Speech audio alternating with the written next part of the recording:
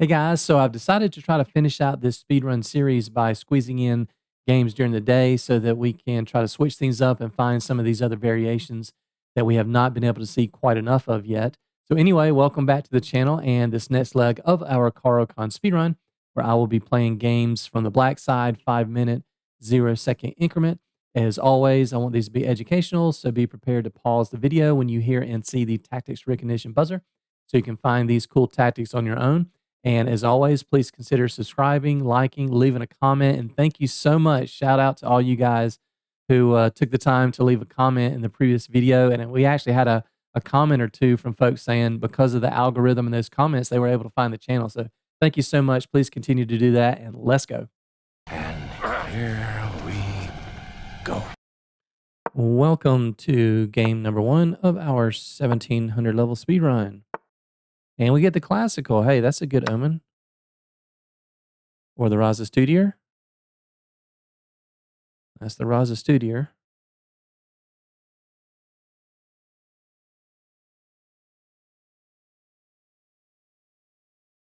Okay. They forgot how to play. They've never seen this before in their entire life. D takes E4.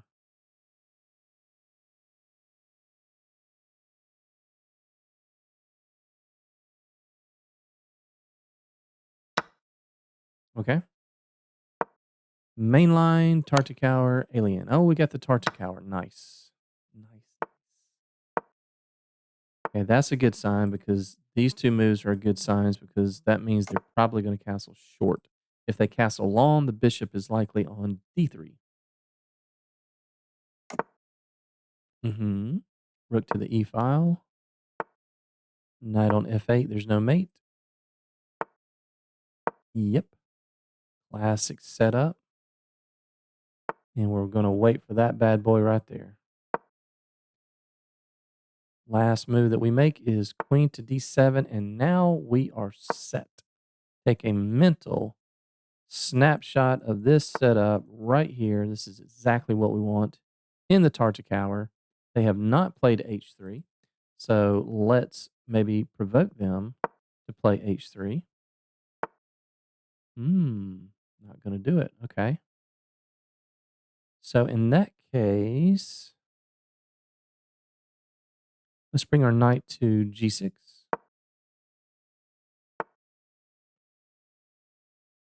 Yeah. Now we get to do our happy dance.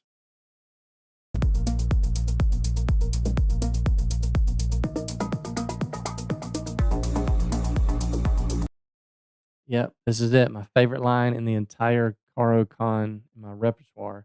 Okay, so very, very important when we're considering sacrificing on H3, there are two conditions that have to be met. Or there are two conditions, only one of them has to be met.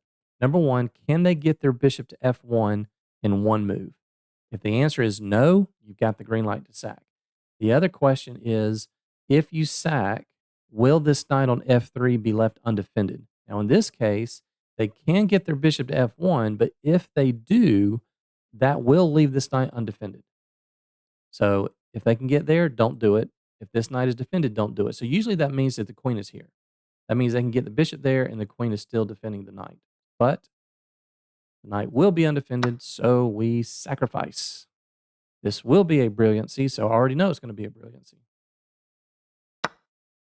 And now we're coming. You cannot play bishop to F1 now because that hangs the knight. That right there is an unfortunate blunder. Yeah, we got two attackers there, buddy. We're going to take this with the knight because, number one, it hits the queen. But also, yeah, that's it. There's nothing they could do. Absolutely nothing they could do. So the issue is, well, first of all, let's go ahead and see how we did. But I know it's going to be good, and I know we got a brilliancy.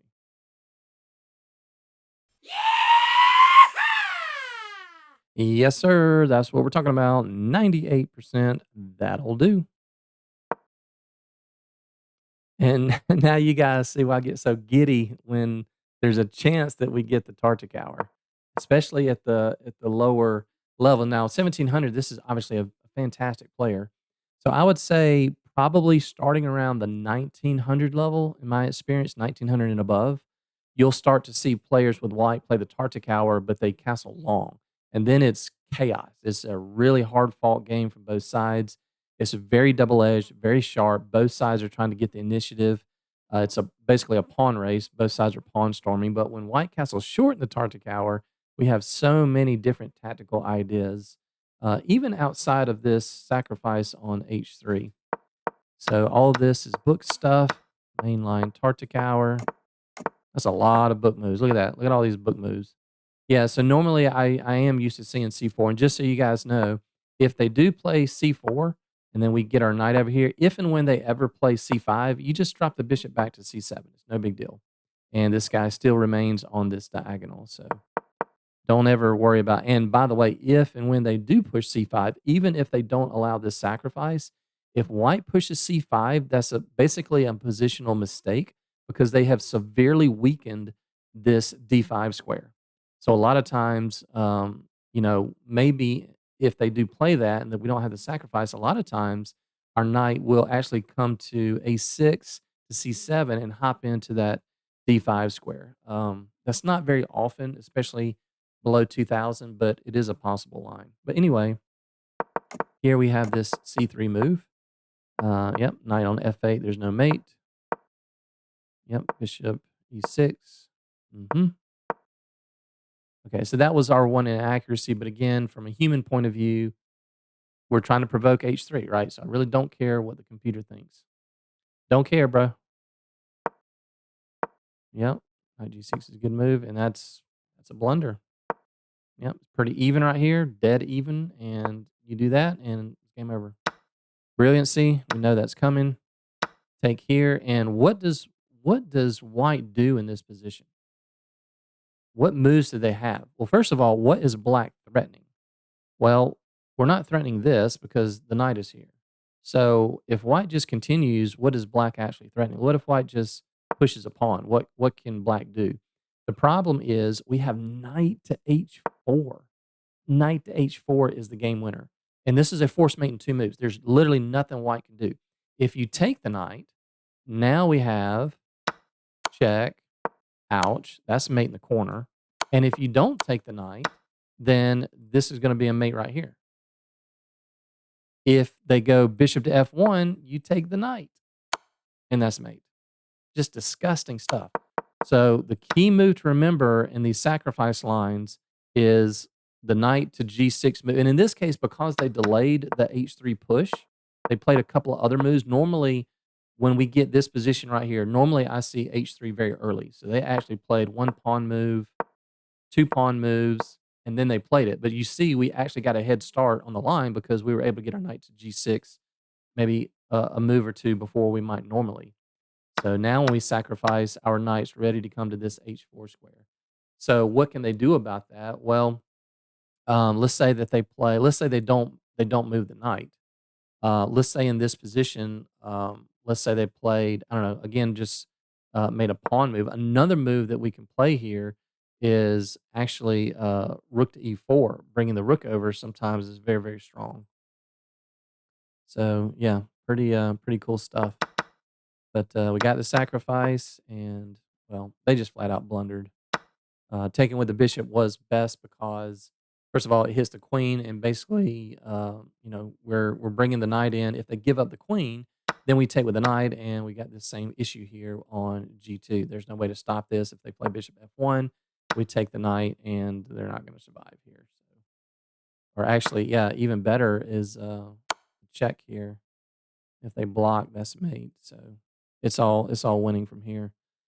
So yeah, that's a good one. I hope we see a lot more of those. All right, on to game two. Game number two, Jean Baptiste Clements. Switzerland. Yes, sir. I would love to visit Switzerland. That is the home of my favorite tennis player of all time, Roger Federer. I have seen Roger Federer twice in person at the U.S. Open in New York, and we have another classical about another Tartic hour. Oh, Alien Gambit. So you have chosen death.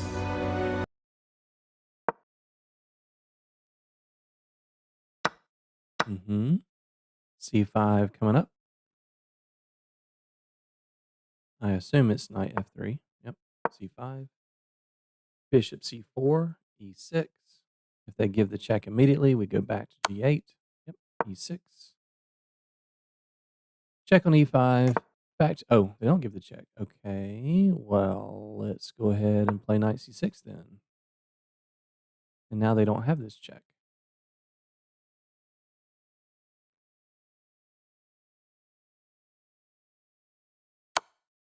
What?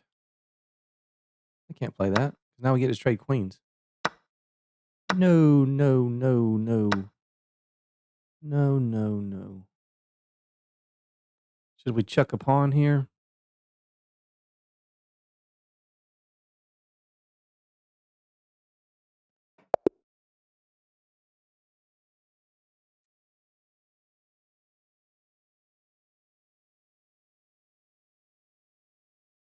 Bruh.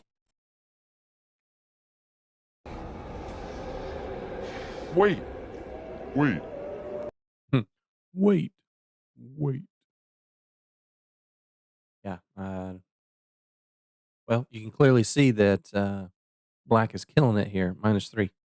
Yeah, they cannot do that. They cannot delay that knight to E5 check. Well, let's see how we did. Yeah, 98.8%. I mean, obviously it's going to be high. The game wasn't very long, just a few moves. So, not too much to say about this one other than just us refreshing our memory, keeping the brain cells fresh on this line. So, yeah, as soon as they play knight to F3, you play C5. If they play the bishop first, then you can block with the bishop because they don't have the knight out yet. So we hit them with C5. They usually play one of these two moves, which they did. We block with E6. And then right here, they're supposed to go knight E5. Yeah, you can see the computer says, I was a little bit confused by that. I was like, whoa, wait a minute. They missed their opportunity to do that. And now we get in knight C6. And now I'm not sure what they're doing. Because if you push this, we have 3 attackers on that. If you take, we trade queens, and now if you throw in the check, we just take like what happened in the game. So I'm not really sure what white is doing here. I don't know what their best move is.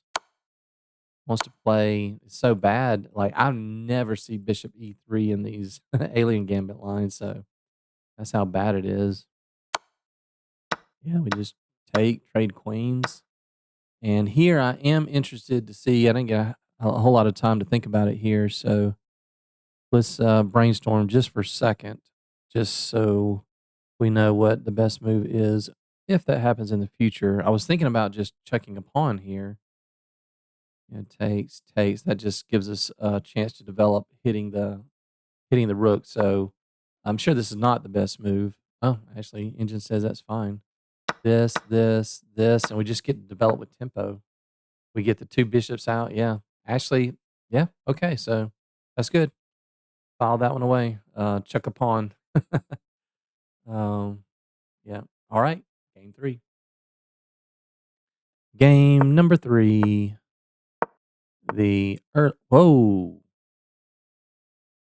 What is that? Or in other words, what that is. Uh-huh. Yes.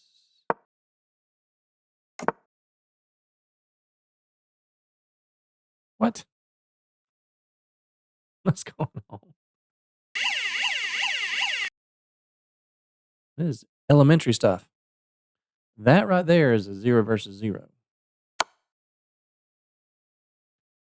Can't move your F pawn early if you don't have a systematic, set of lines that you have memorized. Okay. Okay. Yeah.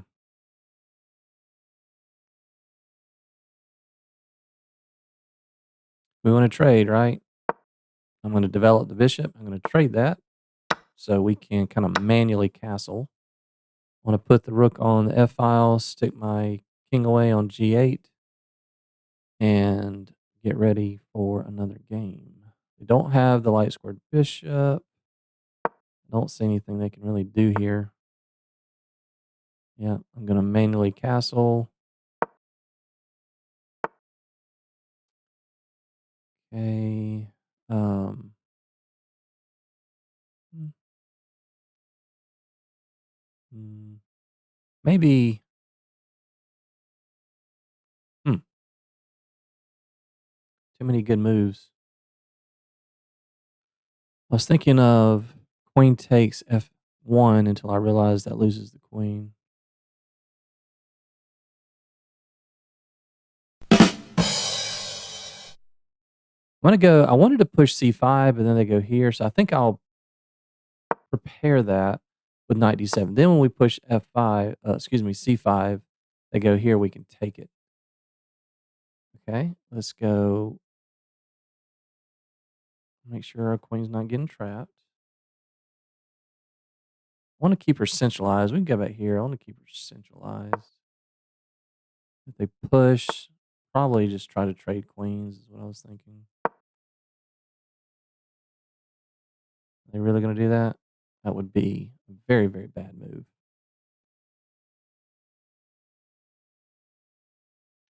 That would be the epitome of every move weakens something.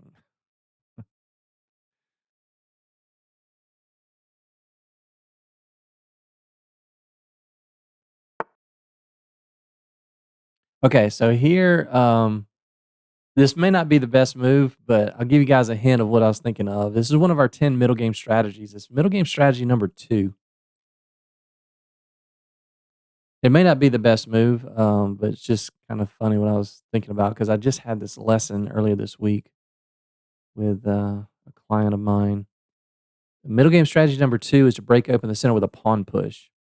And one of the things that we talked about when you're trying to think about whether or not you want to push a pawn, several different questions. Does it gain more space? Does it push your opponent backwards? Does it free up a square from one of your pieces? But the main thing is, does the pawn push attack two different things? So when we push this, we are attacking two things. They don't have the option to push here. So this is an action move.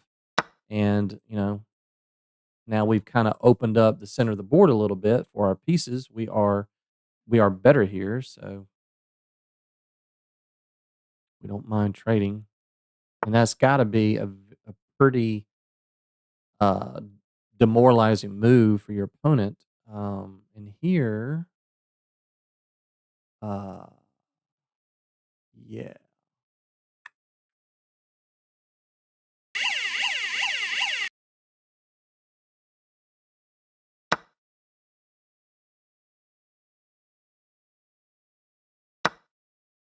Oh, I was expecting them to take that. What? Huh? Okay. I'm just going to rip open the king. Jack.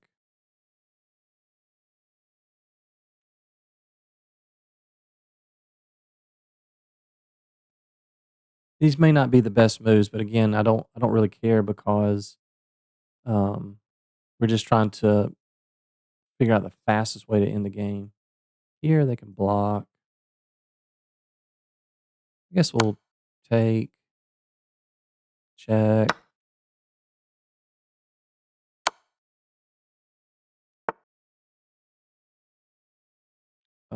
Let's trade rooks. G6.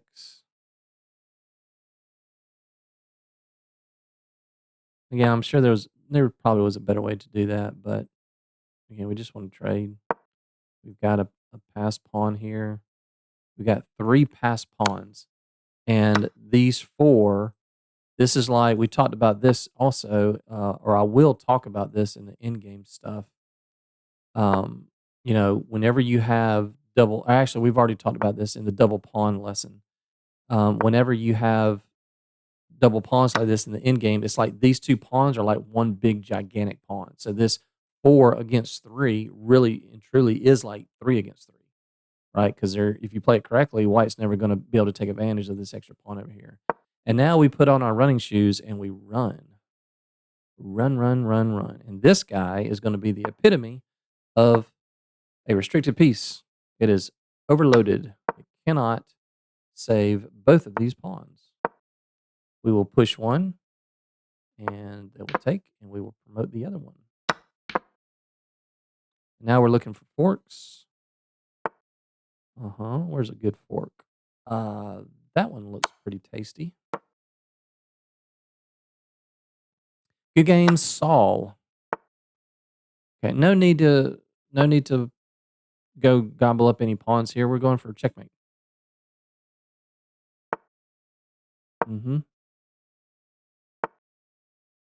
Okay. We're on the knight checking square, so we can waste a move with our king. And let's go ahead and block everything down.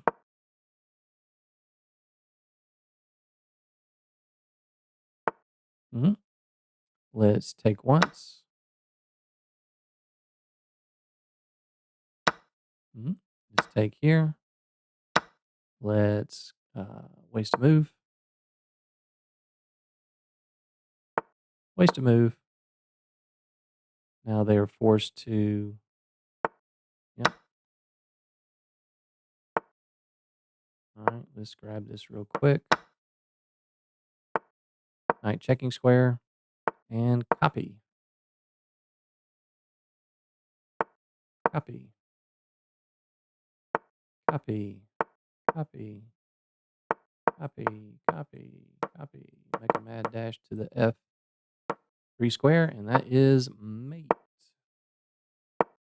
I think that was a pretty good game. I might have kind of muddied it up there towards the end of the middle game, but I was just trying to stay true to my plan, which is just to trade, simplify the position, and try to win as fast as you can. So let's see how I did. Okay, 86%. Hey, we got a brilliancy. Goodness, only one in accuracy and 86%? What? Bruh. I have to write another letter to chess.com. Dear chess.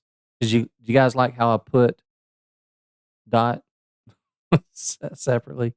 It's the little details, you know. Okay, yeah, this is weird. Weird, man. Look at this. Black already has a very healthy advantage. Minus 7/10 of a pawn. I am confusion. Yeah. What's going on here? That's just a free piece, baby.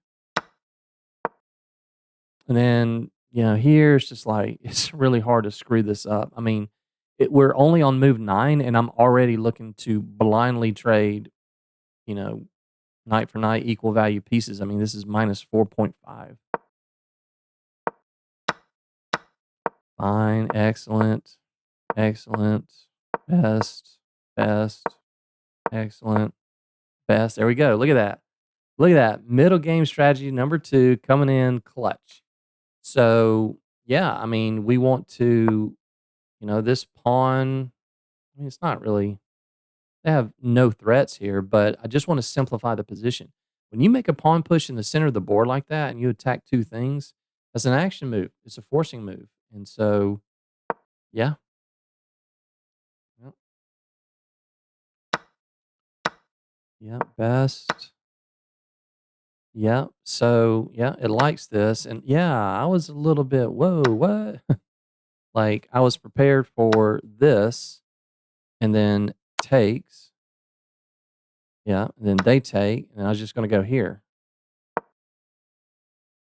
Yeah, and that's the best move. That was my plan. So, yeah, we didn't get that. So I was pretty shocked when I saw. Wait, sorry. I was pretty shocked when I saw that. Okay, so that was just a good move. Wanted to say the bishop, but you guys know how I am. I am super aggressive. When I smell blood in the water, buddy, I am like, well, yeah, I'm like this.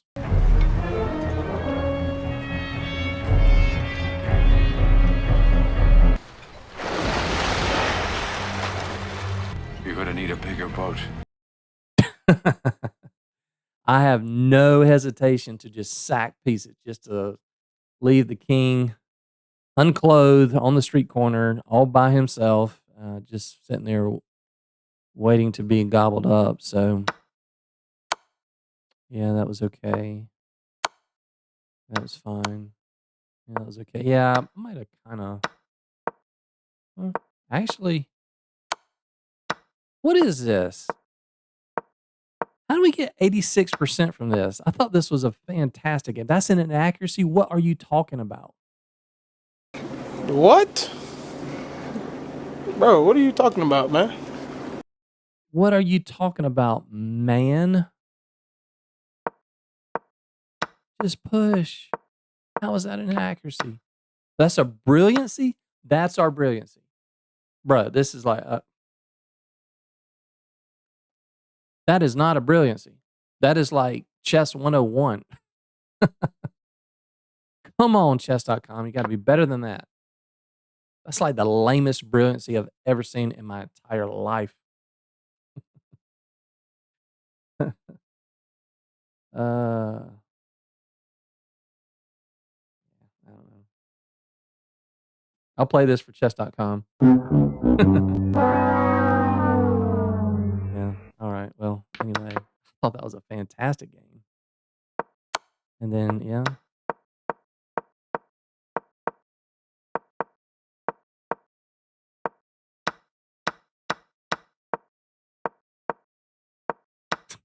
these are all best moves. And yeah, it's kind of a little bit annoying that we had to kind of let their pawns run out of room there. All right. Cool. Game number four. Game number four, playing Henry Chow 999 from Canada. And we have an exchange with a very unusual fianchetto setup. Let's go knight f6. And now can we pin? You gonna play f3 now? That'd be very weird.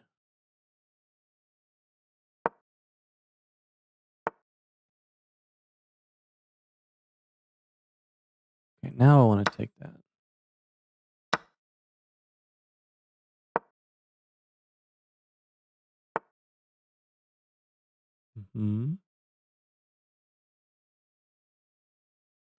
Let's put some pressure on b2. Okay. Don't really want the G file lines when they have this for obvious reasons.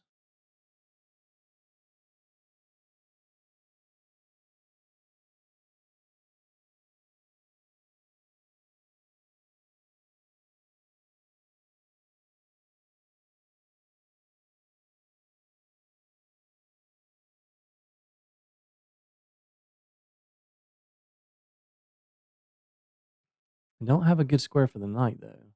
They go here, I definitely will take that off.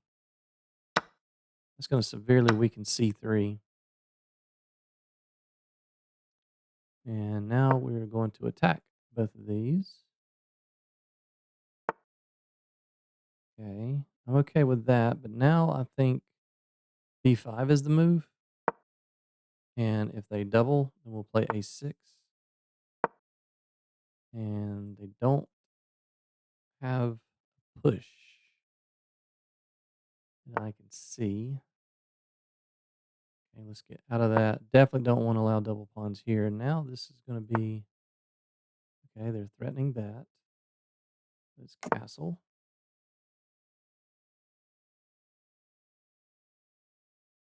Want to reroute this knight to the a4 square. That should be, I would think, game over. What does that do?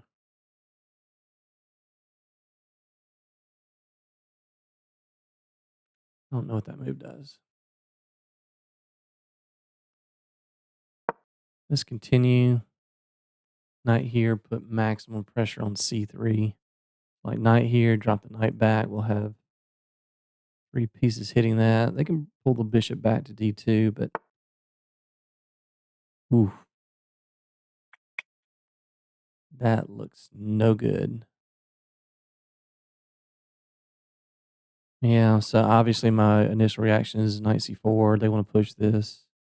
Actually, they can't push that. That's unprotected right now. So yeah, let's just go knight c4, hitting the bishop, hitting the pawn. Um,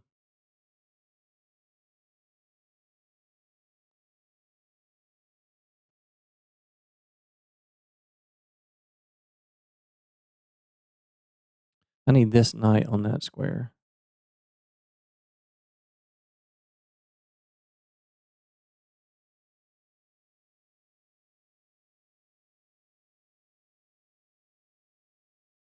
It's only going to take 17 moves.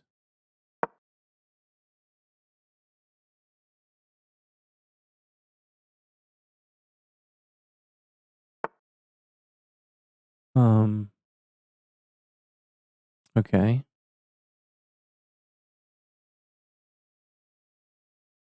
I actually don't think I mind if they take the queen.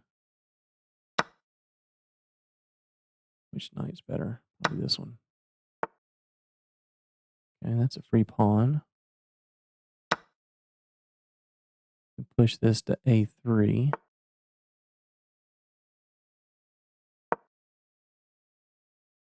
can play this. Okay, now I want to play here, hit the rook. Hmm. Actually, what do we want to do here? Actually, maybe let's just try to trade rooks. They don't want to trade, they're going to have to stick it on the side of the board. Oh, wait, what? That doesn't look right. Now we have a knight on the light square protecting this pawn. We have an amazing outpost for the knight. And we just want to pile up on weak pawn.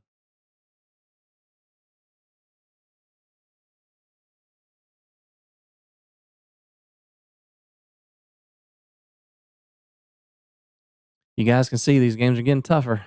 Players are getting much, much better, obviously. Yeah. What are you doing about that pawn? Nothing. Okay. Takes, takes, take. I'm sorry. Takes, takes, takes, takes, takes.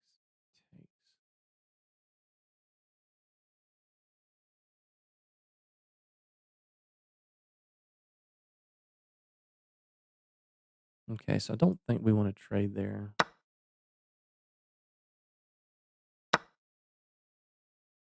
I want to just maybe just give a check and then try to come from behind and get the A pawn. Looks pretty solid because now how do you defend the bishop and the pawn? I don't see a way to do it. You can't play that. That hangs the bishop. And everything's on light squares. And this is why I love knights over bishops in the endgame. I mean, okay, so they are threatening mate there, and that's true. Let's make an escape square on a light square. Hmm. They still have to do something about the bishop and the A pawn. Yeah. Now we have a passed pawn. Let's guard f7.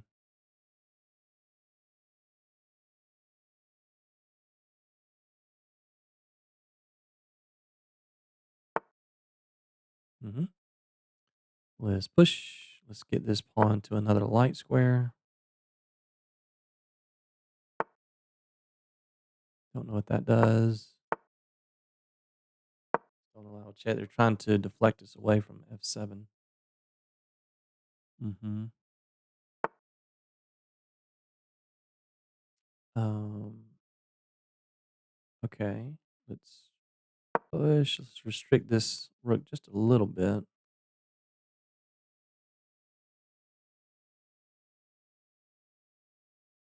We could push it, but I don't like leaving the pawn on a dark square. Probably rather get the rook to the a1 square before because we want to get it to a light square.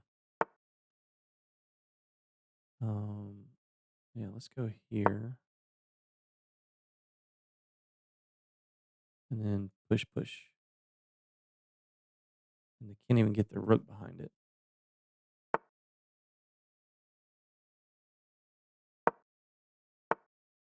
Mhm.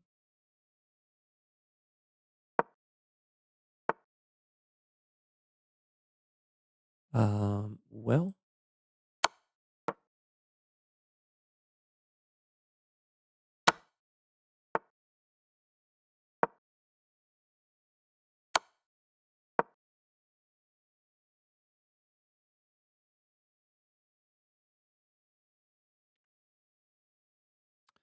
yeah, unfortunately, they're not gonna be able to survive this.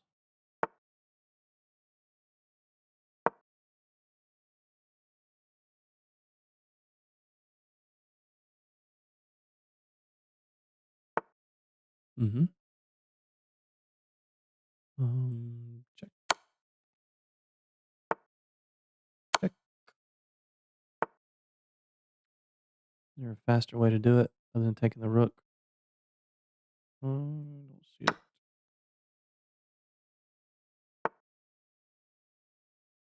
Okay.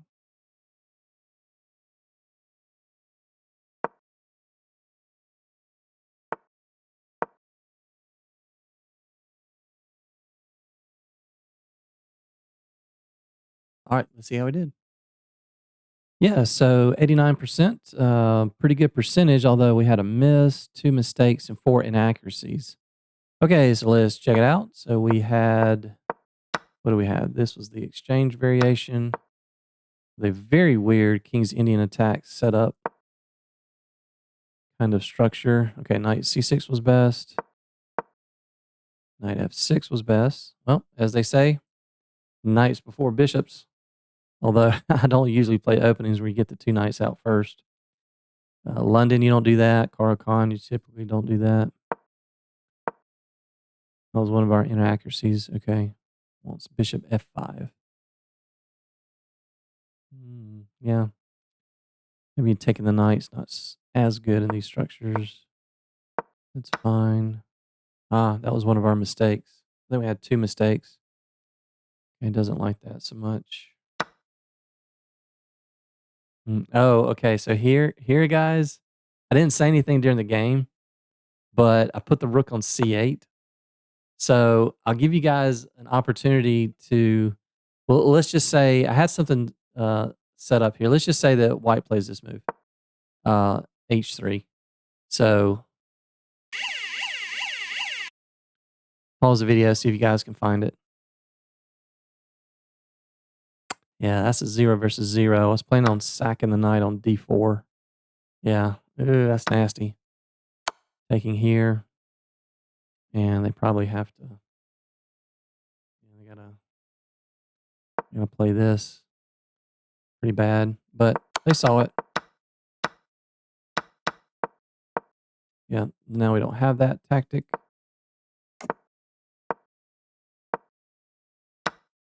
Okay, so snapping the knight off was best.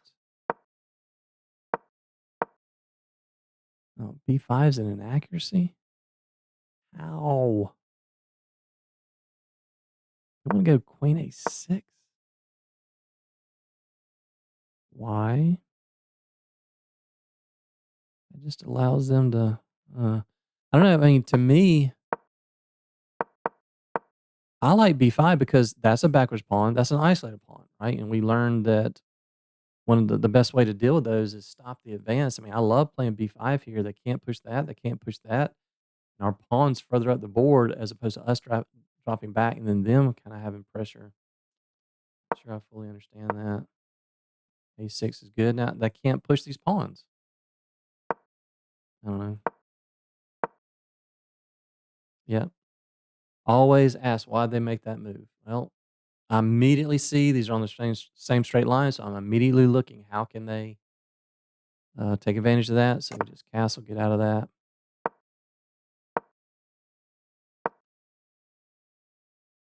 Why is that a mistake? Oh, I missed that one. Pause the video. So you guys see it? It's a 0-0. Ah, man, we missed it. Oh, man, that hits the queen. They take that. We take the bishop. Okay. Went there. We have the same thing. Oh, man, now it's even worse because the rook is hanging. Oh, man. Ah, that was our miss. Okay. That was our other mistake. I don't know. I kind of felt like getting the other knight here was okay. Yeah. Just a free pawn. And it looks on the surface like white can get that back, but yeah, they weren't ever able to really get it back. Yeah. How are you going to get this guy? We were able to win that pawn. Okay, look at that. So I spent some time here. I'm glad to see that was the best move because I thought if we just exchange everything here, I saw this, they're threatening mate. I don't think this is okay. I stand corrected. This is just fine for black. Minus 2.2. I mean, they got a pass pawn, but we have a pass pawn in the center of the board. We're up a pawn. I guess that's wasn't as bad as I thought it was, but anyway, I am glad to see that giving the check was the best move. Yeah, and now we're going to pick up this pawn because they can't. Although I do think that white played this pretty well, but they still weren't able to. Once we got that past a pawn, oh, this is fine. Yeah, important move because they wanted again. Ask the question: why did they make this move? Why did they go there? Okay, and then why did they go there? They want to play. If we just keep pushing, they want to play this, and now that deflects the king away from the defense of the S7 pawn. I mean, we can take it, but there's just no reason to allow them to infiltrate back here. I mean, of course, it's still fine, but fine for black with that very far advanced, relatively far advanced pass pawn. That's good. Good. Yeah. And now we just give a check and we promote. It's best, best, best, best, best. Oh, we had a quicker mate. Ah, yes, they can't stop this. Yeah. Okay, so click here. Yeah. Okay, so tough game, some missed opportunities, a good accuracy, but definitely some missed opportunities there. So good game by my opponent. Let's go to number 5. Game number 5. We have Omar from Turkey. Good luck, sir. And the classical. Nice. How about another Tartakower? Oh, no. So you have chosen death. Well, at least we're starting to see some of these other variations. Yep. Knight F3. We always play C5. Okay. Check on E5. Drop the king back to G8. Bishop here. We block with E6. And now we want to play Knight C6.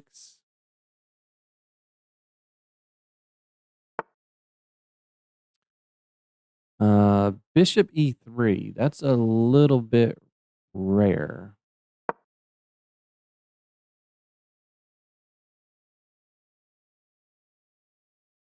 Usually we see C3. Okay, so this line, um, I've said this before. I've had a lot of success with playing rook to H7 and holding on to the rook.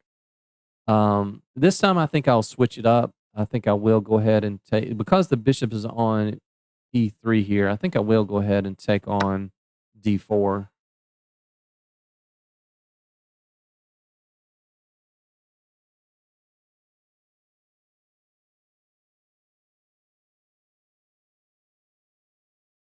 If they take the rook, I think we could take the bishop first. Okay. What? What is that? What? We can just take the bishop. And your queen is hanging, and that's covered. What? Uh, should I include this?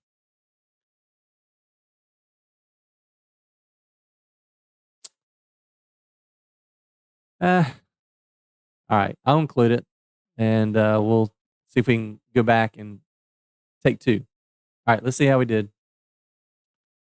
Yeah, so this is the second time we've had a 98.8% accuracy game because, obviously the games aren't lasting very long.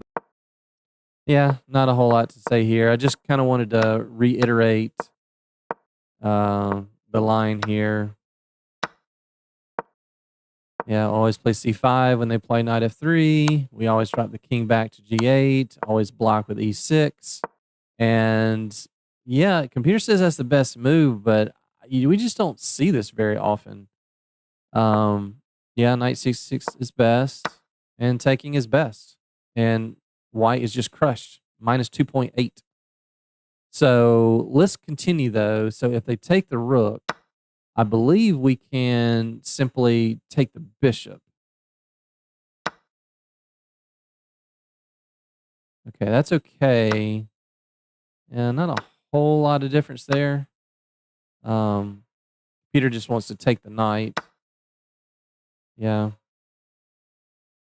Yeah. I guess it's pretty close.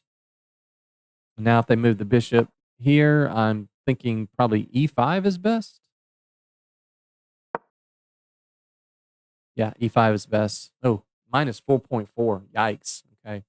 Well, anyway, I'm including this just so you guys can kind of see the if you're new to the Caro-Kann and you're not familiar with this alien gambit, just so you guys can see this multiple times. But okay, let's keep going. Hey, we're playing Yo Gabba Gabba. No idea what that means, but I like it. So we are on now game 6, the exchange variation. And by the way, I need to apologize for my lack of professional business attire in the previous video. I was trying to squeeze in a game in between lessons, but now I've got on the appropriate professional clothing. Okay, knight f3. This line. Okay, so let's go here. F3, bring it back to d7. Nope. Okay. And play bishop g5. Yep. Okay. Yeah, they don't have control over e5, so dropping it back I think is good.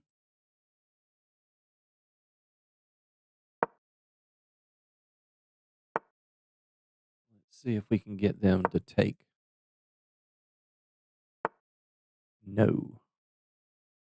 Okay, don't want to allow that. Don't know that we can stop it. If they play that, we can throw in knight b3, hit the light squared bishop.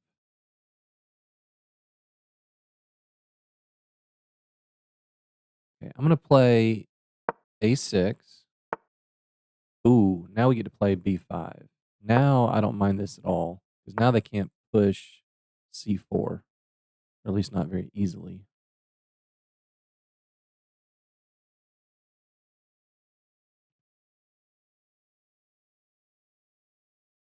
All right, let's play rook b8 so that we can defend after the recapture. Okay, that's good.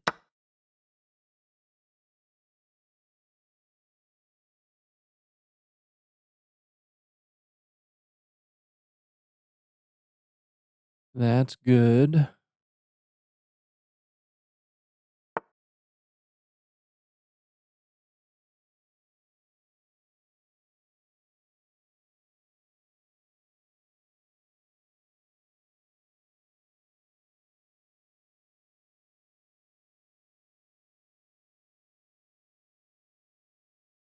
We can just castle here. Go ahead and play on the G file.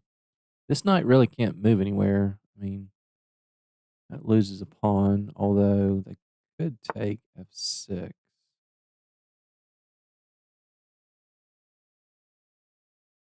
Okay, king in the corner. Ah, now they wanna put one of the knights there. Okay. Yeah, that makes sense. I think I will go ahead and snap off one of the knights then. I didn't want both of these knights sitting here. That makes it harder to penetrate on the G file, I think. And, yep.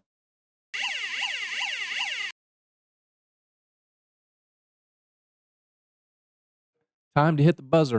Here comes the sun. That's a 0 versus 0.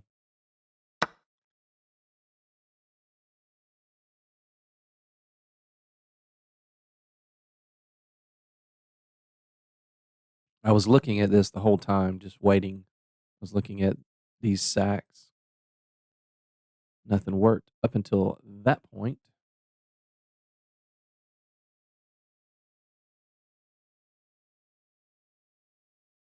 I've gotten a lot of comments. I'm so happy that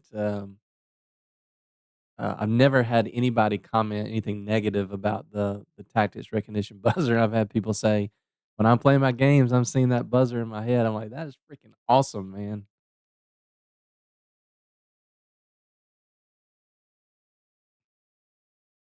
Yeah, that's to me, it's there's a distinct moment where that something clicks in your mind.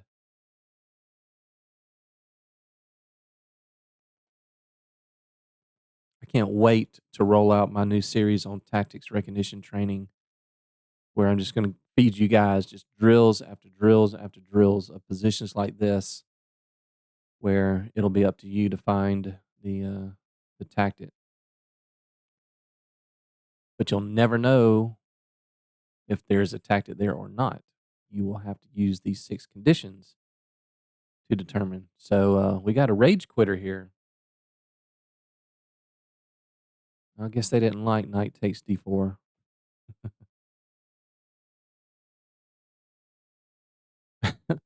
We played takes d4, and they're like, Screw you guys.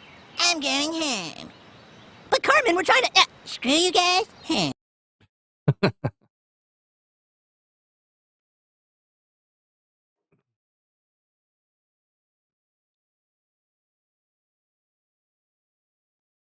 yeah.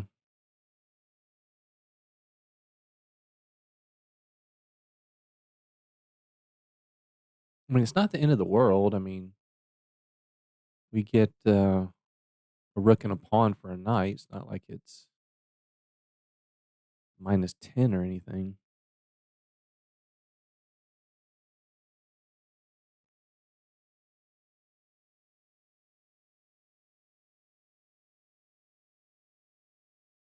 One eternity later. All right. Well, gotta do it to you, buddy. We gotta play it. Don't come around here no more. Don't come around here no more with that mess.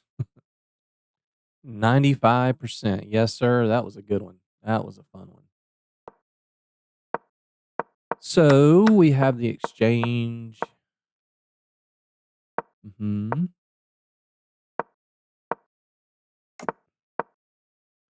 Best, best. Yeah. So once again, if you are not sure when they play h3 whether or not you should take the knight on f3, or in this case, take the knight on e2 or drop it back, is always depending on whether or not they have control over e5, which again usually means can they get their bishop to f4. In this case, we have beaten them to the punch. We have control over this diagonal, so we drop the bishop back. Okay, queen c7 was best. Yep. Okay, that was one of our inaccuracies. I just was wanting to try to get a clamp on. I mean, but remember in the exchange variation and in some advanced variations, when we have this pawn chain, you attack in the direction of your pawn chain. And one of our main goals is the minority attack. If we can't get them to take and then put our king in the corner and double on the semi-open G file, then our other plan is to launch a minority attack against these pawns. So I guess the computer didn't like it so much. Okay. So I need to write a letter to the engine and say, "Don't you know that we're supposed to go for the minority attack in exchange variation of the Caro-Kann?" The engine's like, "Pfft, I got something better, bro. I see 10,000 moves in advance." Okay, so You serious? all three of our inaccuracies were back to back to back. Hey, let's try the minority attack. Mm-mm. Hey, let's try the minority attack. Mm-mm. Hey, let's defend this pawn so that they can't take, we take, and they take, pinning our knight. Mm-mm. Wants to keep every time. What did it want us to do?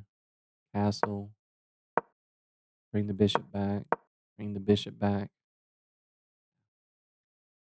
Okay.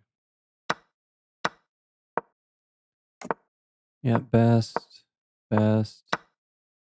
Good. Yeah. That's a 0 versus 0. You always got to ask the question. Well, you got to ask a lot of questions on every single move. That's what makes chess so hard. So much to think about. It's kind of like golf. Like so many things to think about when you swing a golf club. But every move on the chess board weakens something. What does this weaken? Well, it weakens the rook. Weakness of the last move. Boom. Minus 3.4. All right, good game. Onwards. So let's pin. Whoa. That is the first time we've seen that move. Hands down, have not seen C4 like this early. So what do? We phone a friend. Most of the time in the Caro-Lines, they push C4, we take it.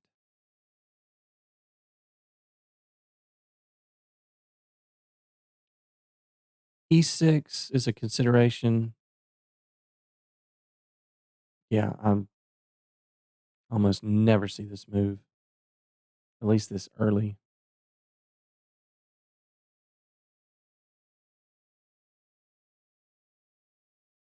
My gut tells me E6 is correct. Okay, now I think we want to take it. We don't necessarily want them to close it down, I don't think. Bishop B4 check, block, queen A5. Maybe just knight C3.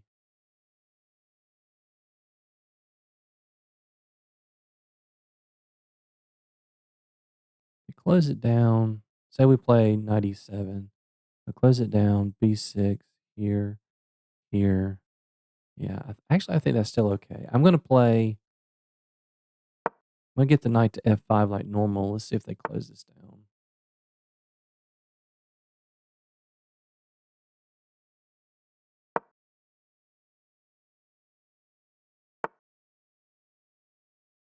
Yeah.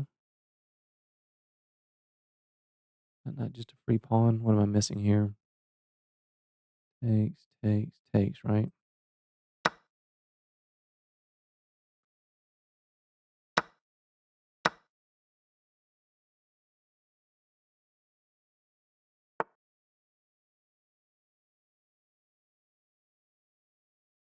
It's not threatening anything. Let me just take. They're about to blunder. Oh, I knew they were about to blunder.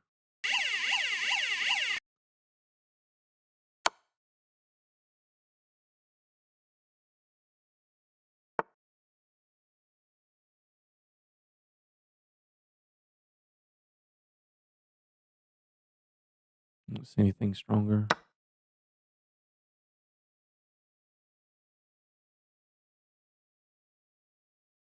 Yeah, I'm going to be very interested to see this game review because that early C4, man, that was very, very unusual.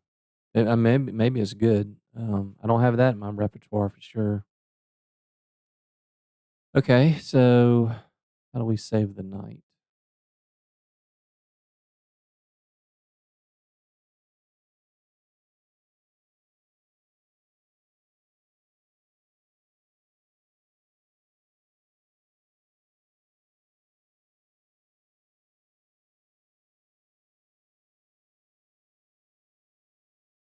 Hmm.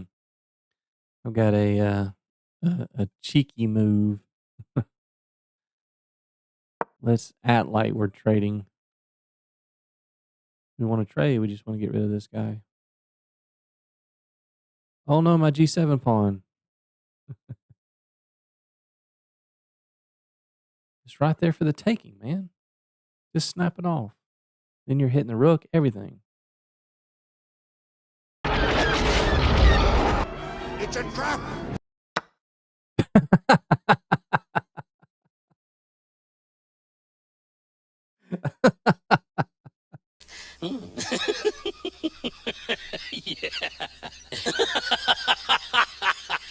That is called the decoy.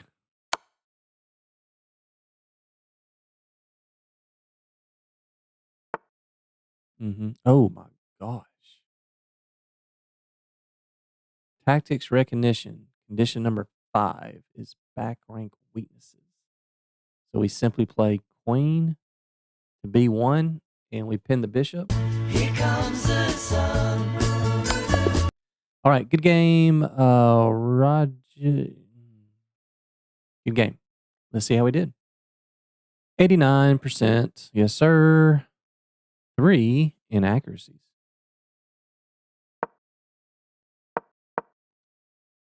All right, here we go. Let's see it. C4 says it's a mistake. All right. What do you guys think? Do you think E6 was right? Do you think taking was right? All right, here's the drum roll.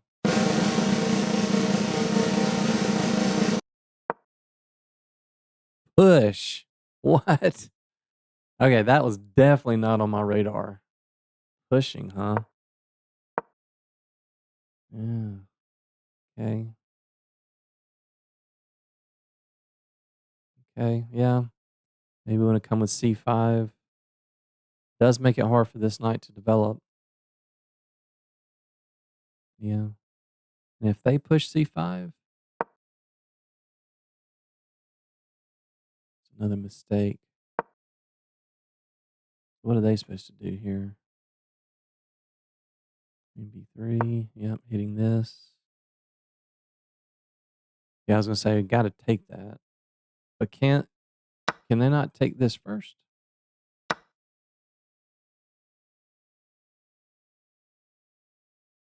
Yeah, they can. It's pretty equal. Hmm. I don't know. I don't know if I like that too much. Very, very double edged, very sharp. Go back to the yeah. Okay, so we were supposed to take there. I kind of hesitated. Like I said, most of the time in these C4 pushes, we do want to take. I remember that, but the issue in this position is they don't have D4 played. So that's why taking is not the same. Yeah, what's the difference there? Yeah, I wasn't 100% certain there.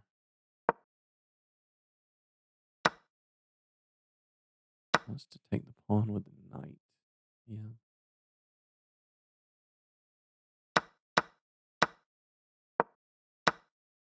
Mhm.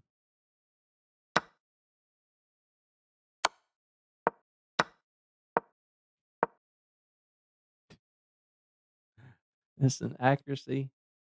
Come on, man. We had a we had a trick up our sleeve and it worked to perfection. Look at this. They have 4 minutes and 24 seconds. They thought for 22 seconds and walked right into the trap.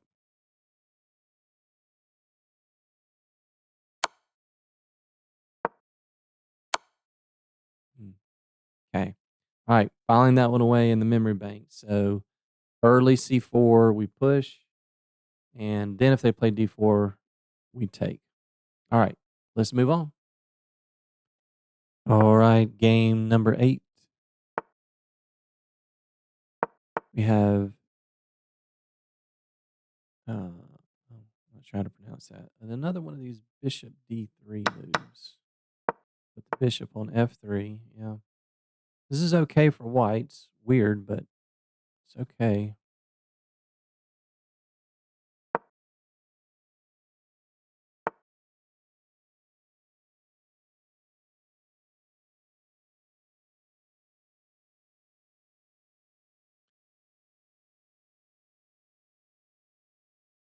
E6.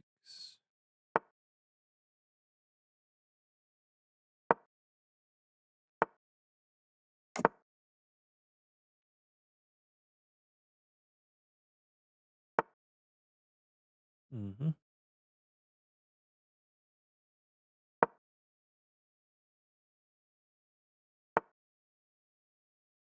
Which way are they going to castle? Short, probably, after that move.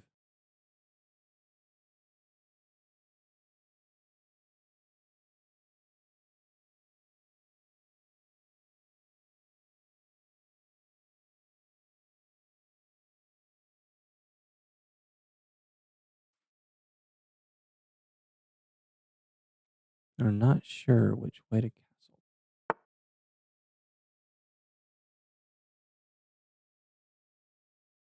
Hmm. They wanna push D5? Let's pin the knight for just a second. Yeah, I was thinking jump the knight into E4 here, but I guess we need to take first.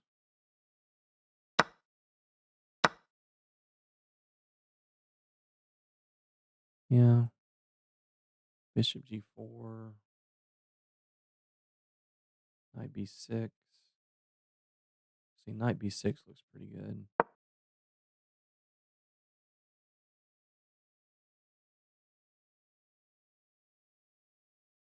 If they play B3, I'll play A4.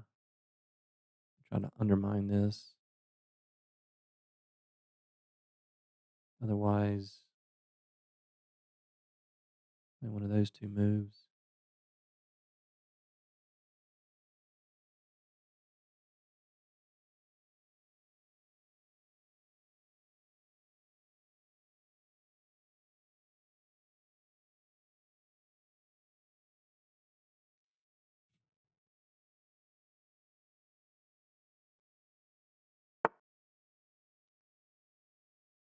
Okay.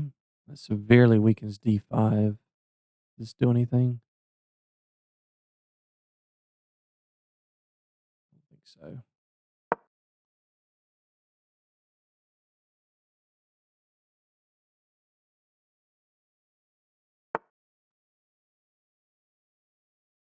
Okay.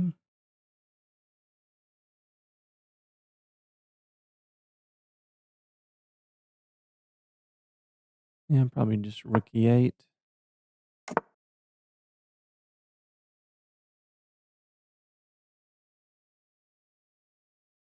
You want to get rid of this bishop.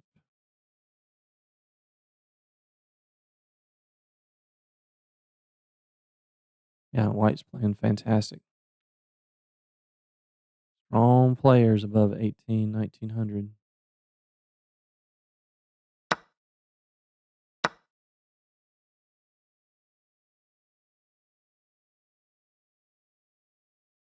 So I'm already paying attention to the color of the bishop. So I'm already thinking potentially about, yeah, trying to trade. I want that knight. I want the knight. Because then I can, okay, that's a good move because we don't want to take and give them a big center. And we've got a knight on the opposite color of their bishop.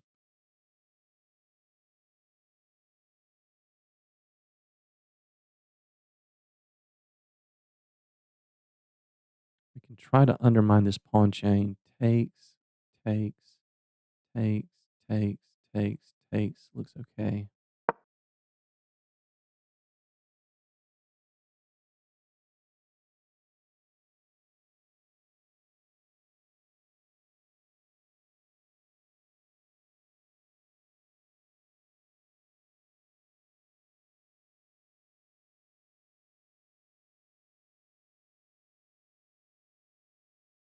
Yeah, we're never taking here because then they play this, we play this, and they push E5, and they've got a bishop all up in our grill.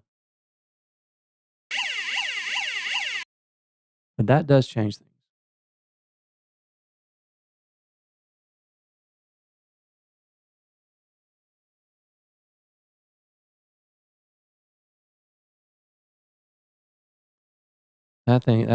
That changes things quite a bit. Now I am gonna take that. Your queen's hanging. Yeah, yeah, and now yep, unfortunately, that sequence of moves I shoulda hit the buzzer, sorry.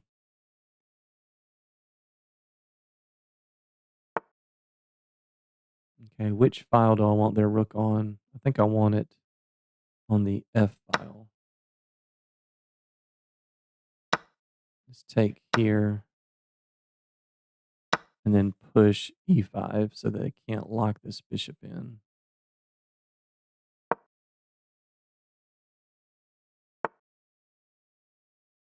Yeah. Alright, now I wanna bring my king into a light square here. Yeah, they wanna open up actually, I'm gonna allow this because I wanna put the rook on a light square. I did not want them to have control of the B file, which is why I took.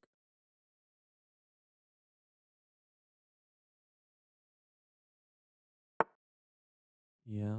Okay, now we can give it check. Actually, what are you doing about these pawns? That's a very passive move. And then here, king here. Okay. Let's bring the king up. King activity in the end game.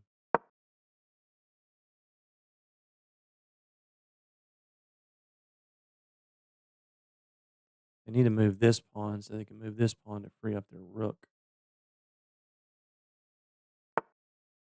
Right.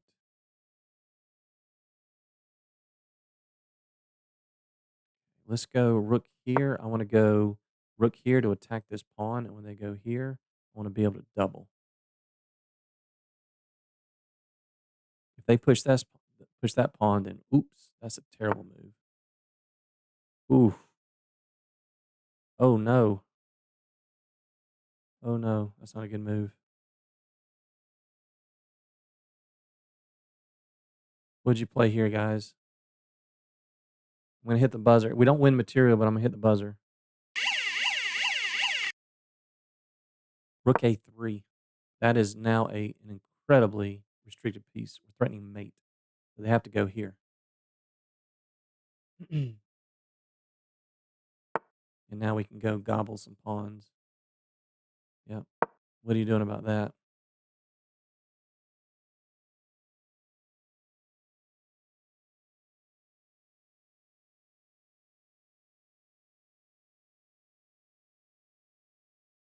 Important to have our king on E6 here so that if they push, we take. They can never push this because they're. Okay, that's a good move.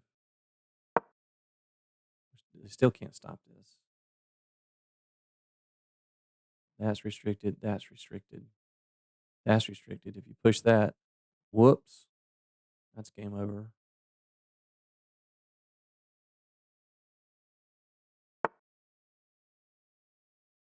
Um. Okay. Check. Let's go. Let's go here. I want to try to get the rooks off.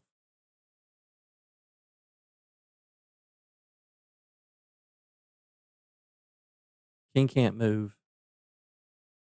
Well, looks like they're going to run out of time.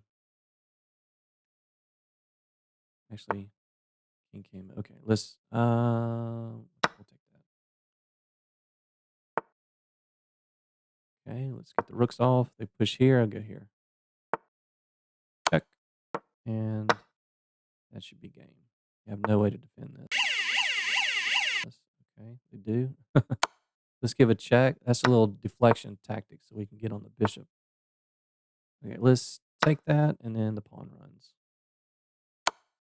Okay, take that, pawn runs. Good game. Hard fought game, man. That right there, that's the best player we've seen on the speed run so far. Good game. I am Nogda from England, from UK. Fantastic game. Well played game. All right, let's see how we did. Okay, 82%. Looking at the graph here, White had a decent advantage. Had a little, well, decent advantage for a while, and I'm glad that once we got the advantage, we never gave it back. That's another thing that I like to look at is this graph, trying to make sure that when you're up material or when you know you have an advantage, just to keep the pressure on and make sure you don't give it back. Okay, but we did have 3 misses, 1 mistake, and 4 inaccuracies, but I have to give credit to my opponent there too. Alright, let's check this out. So, yeah, I'm not surprised that the accuracy was a little low because I'm not as familiar with this line. I never talked about this in the master class because you just don't see it very often. But I do know that this actually is okay for white. Yeah, even. I mean, it's okay, but I mean they've given up their opening advantage, so I guess from that aspect it's not that great. But I do know that this is um yeah, that was okay. That was our miss. He wants to play a move that is absolutely 100% never on my radar. Knight A6. What is the point of knight A6?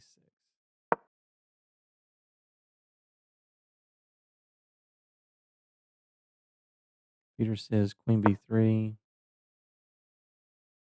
D7. I guess we're wanting to push C5 at some point. That's why the knight's there. I don't know. That's a hard move to see if you're not familiar with this line. Yeah, knight A6. Okay, that was an inaccuracy. That's fine. That's okay. That was an inaccuracy.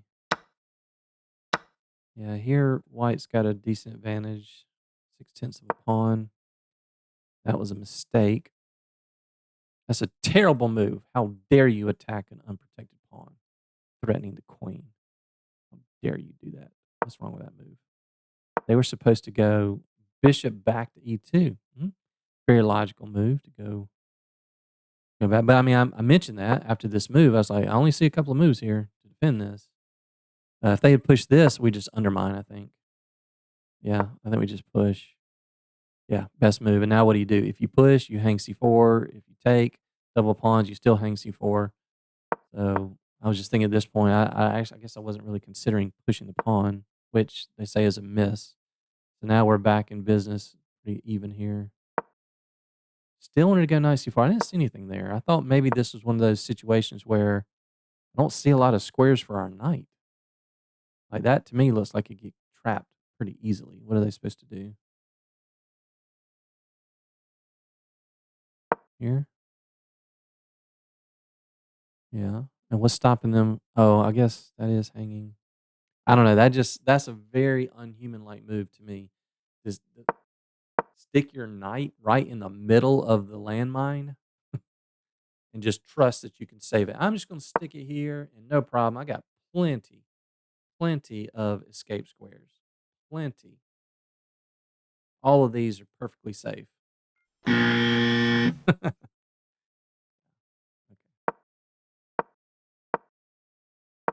Yeah.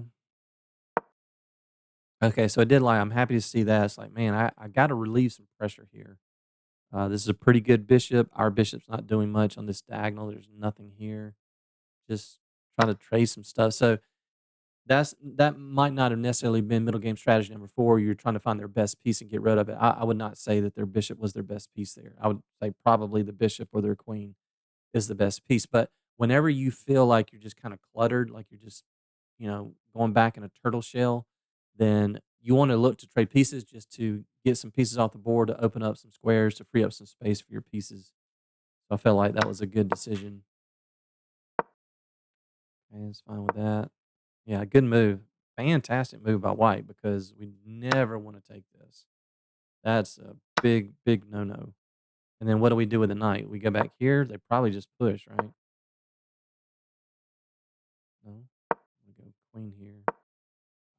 Then they're threatening pushing, and we move, and they're hitting F7. Yeah, All that looks very, very bad. You can never take there. So that was the best move, undermining this pawn chain. That's good. Yeah. And again, I'm sorry, guys. I should have hit the buzzer, but after some quick calculation, I'm like, okay, now takes. They have to do something with the queen. They take her knight, and then the fork there on e3. If you saw that, great job. Yeah. And now black's winning. Just a simple little move. What a good game by white. And I got a t-shirt, you guys have probably seen it, that says, "One bad move in chess nullifies 40 good ones." And just one little slip up right there. That looks like a very logical move, right? I mean, you got some pressure on G7, but, um, we talked about this, right, in the tactics recognition part 2. I talked about how you create the condition where your opponent has an unprotected piece. Like, this is a 0-0, right? So we create the condition where we take, and now they've gotta do something about it. They gotta react to that. Yeah, good. Yeah, very important move to me to play E5 there. If we just try to take control of one of the files, well, if we play something like, I don't know, play something like this, they play this, it's like, ugh, computer hates it, but I'm just telling you from a a human point of view. I mean, I guess we can always try to dislodge with F6, but, well, that's just a disgusting structure to look at. So, yeah, I just wanted to make sure that they didn't have full control with the bishop. Yeah. Now we get the A file. So what I was trying to say during the game is, at this point, like, thinking about playing something like this and then them taking like this, I didn't want there to be an open B file that maybe they could get access to. Of course, here it's fine because we're attacking the pawn, but I'd rather have an open A file than an open B file because their bishop is controlling the B8 square. Well, like, I actually, in that particular case, I guess it didn't really matter too much. Yeah, I wanted to double. Yeah, this king coming in here, it's like, ooh, you cut the king off in the third rank. Yeah. They wanted to push the pawn to avoid this, but we just play that. Mhm. Now they're gonna lose the pawn for nothing. It's all bad from here.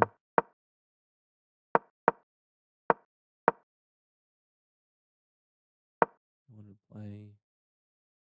Ah, yes. Ah, I missed that idea. Yeah, because we're threatening mate this way. And now if they push, it's just mate. It's still just mate. Yeah. Should have caught that probably.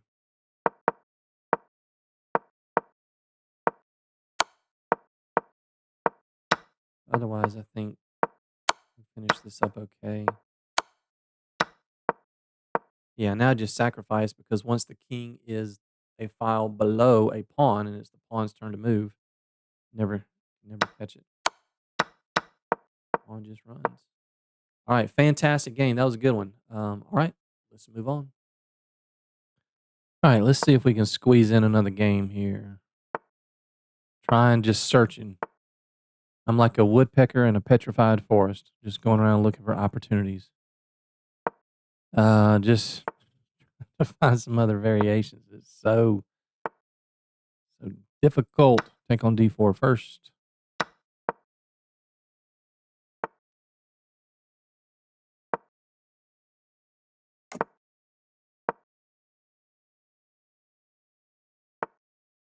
Mm-hmm.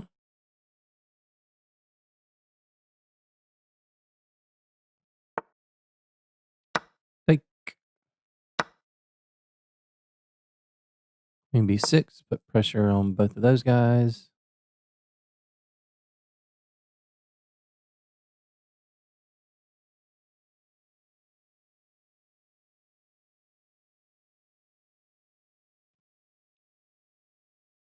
Don't see a good way for you to defend. We're playing Barbecue John from the Netherlands. I had a client that I worked with probably about a year ago or so, year and a half ago from the Netherlands. Very, very fun client to work with.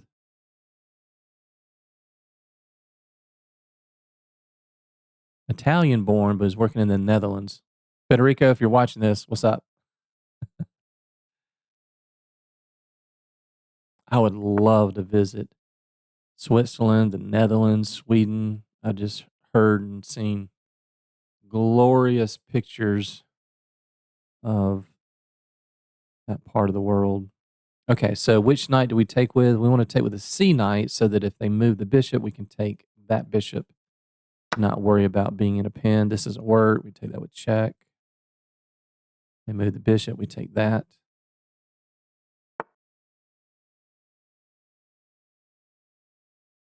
That looks wrong on a lot of levels. That's gonna lose the F pawn. Take with check, they take. Oof, that looks bad.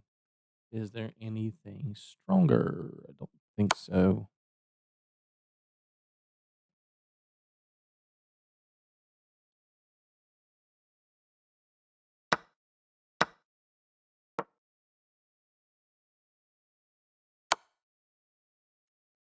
Mhm. Good move, good move. I like it. I like it. Um,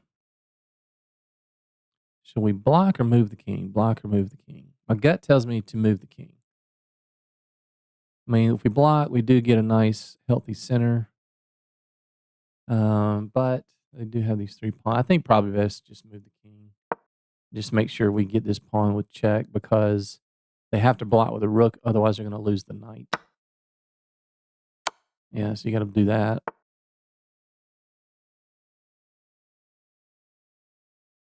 John, I would love to have some of your barbecue, my friend. It sounds tasty.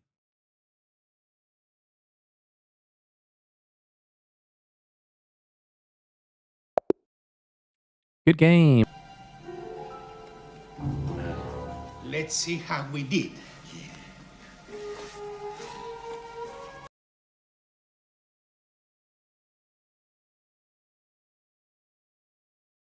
Oh my God! Vincent! We happy? Yeah, we happy.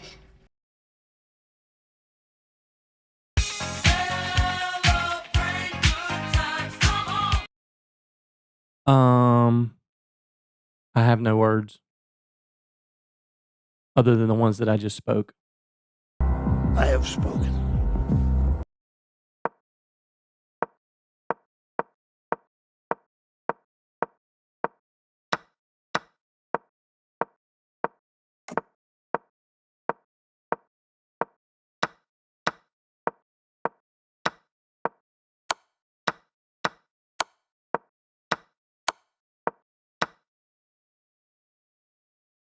Wow.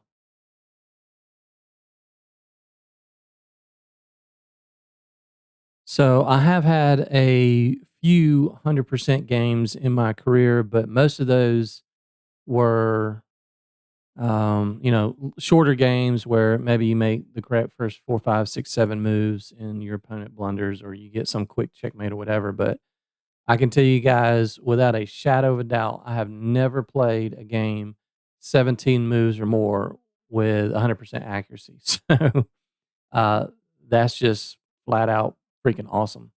Um, yeah, I don't know. It's just like I just pretty much the best feeling in the world. Right now, I'm experiencing the best feeling in the world. I'm having a good time. Like right now, as the words are coming out of my mouth, I'm having a good time. Next, game number 10. Hmm, classical. Okay. Tarchikow or Alien, anything other than going back to G3. Hmm? 33.3 repeating percent chance. Yeah.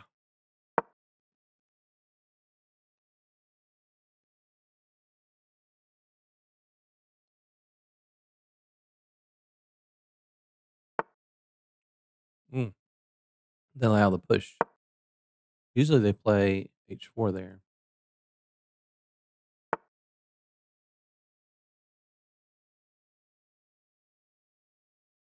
That looks wrong.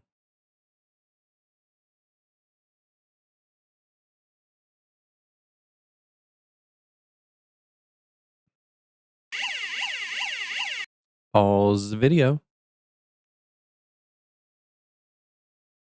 That's an undefended piece. That is a 1 versus 1.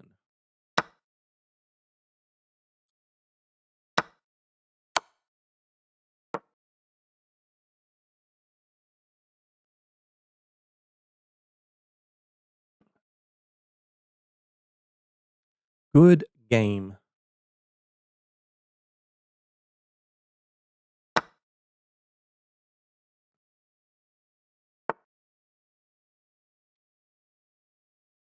They don't have the light squared bishop, so I'm not worried. They don't have any checks. I'm not worried about the queen on a light square.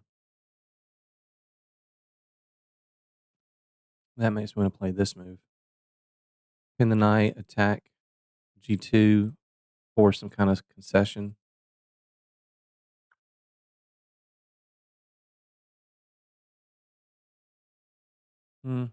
Guess I can just castle.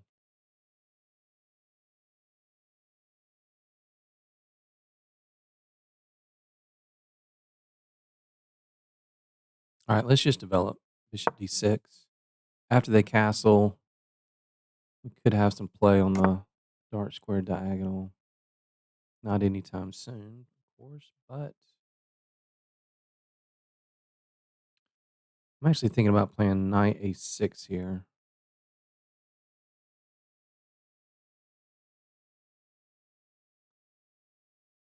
Hmm, maybe not. I do want to castle long because I want to attack on the king side.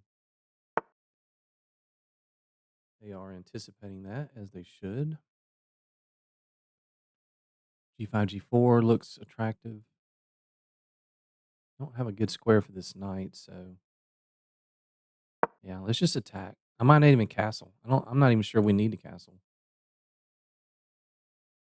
I mean, that might be busy over here pawn storming, but our attack is fast. They definitely do not want to play that move. Okay, I don't understand that.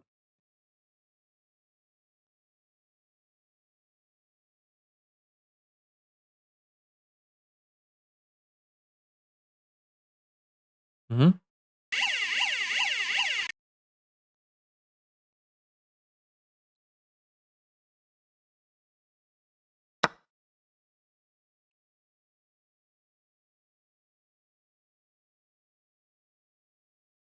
Can't take that.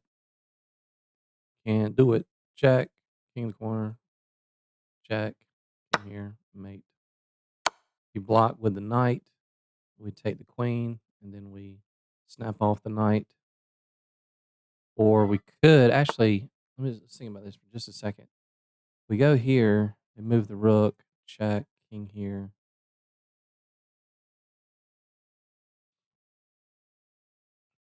Is there a force mate there?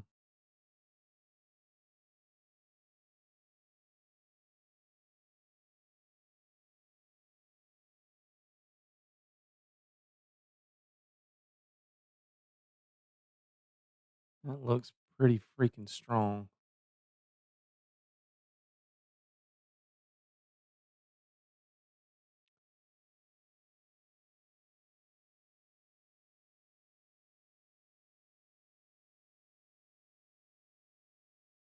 If they move the knight, then that's mate.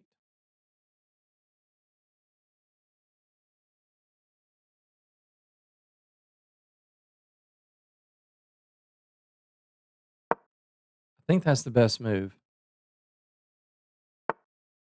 Yeah, I saw this, but then takes and queen takes, that's mate. That's mate there if they take the pawn.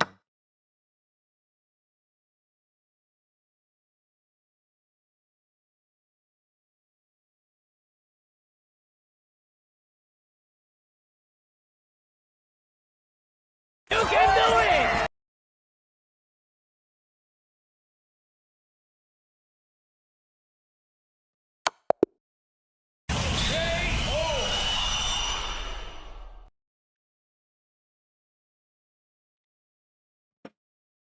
That was a fun game. Let's see how we did.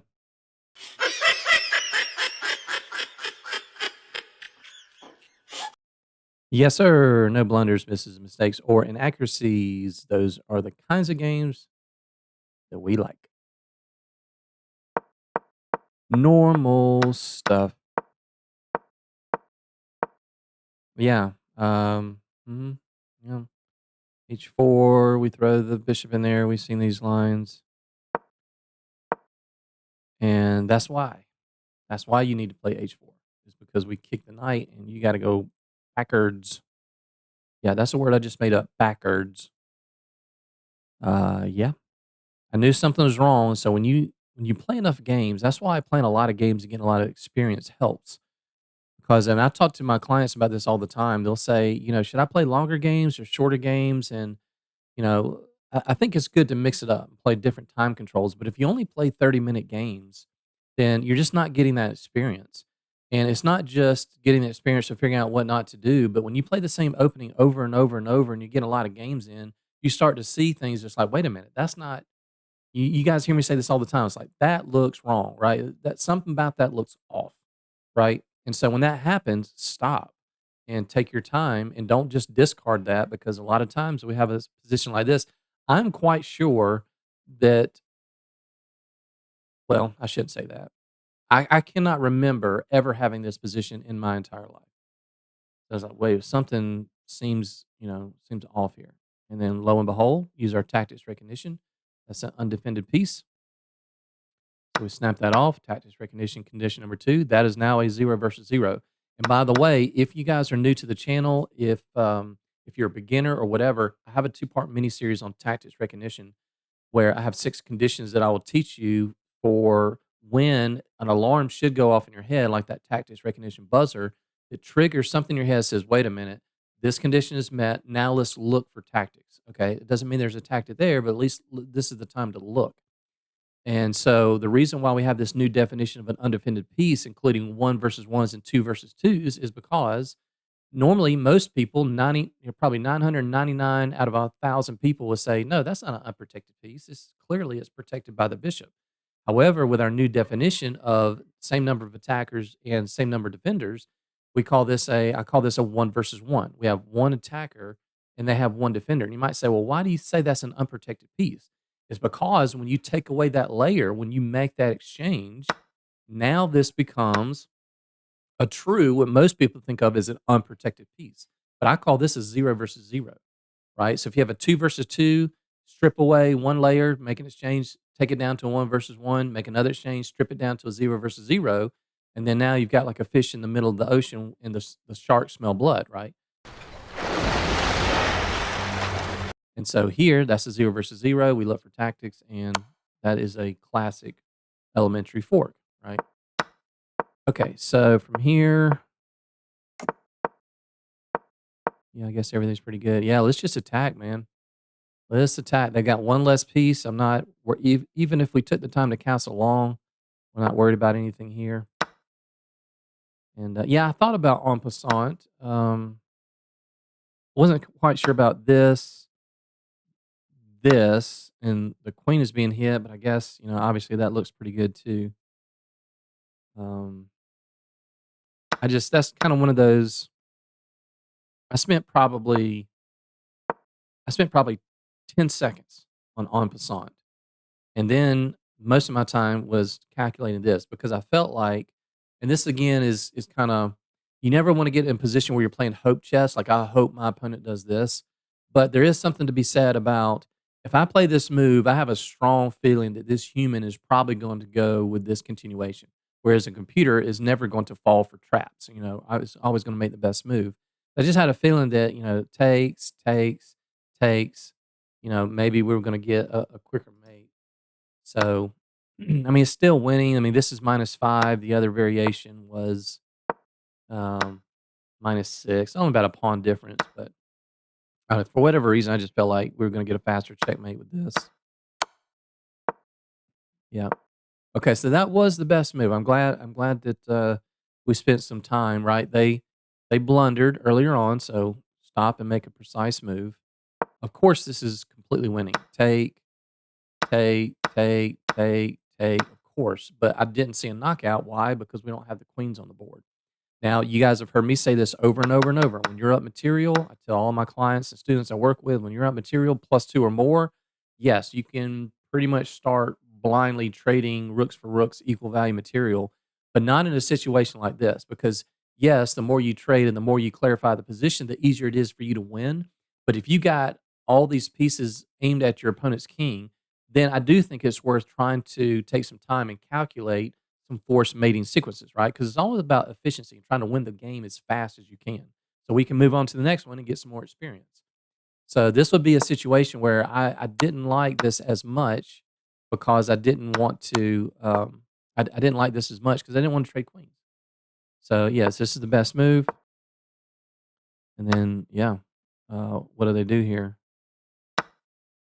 So yeah, go here, and then I was thinking, what is the best move here? Yeah, takes, takes, check here.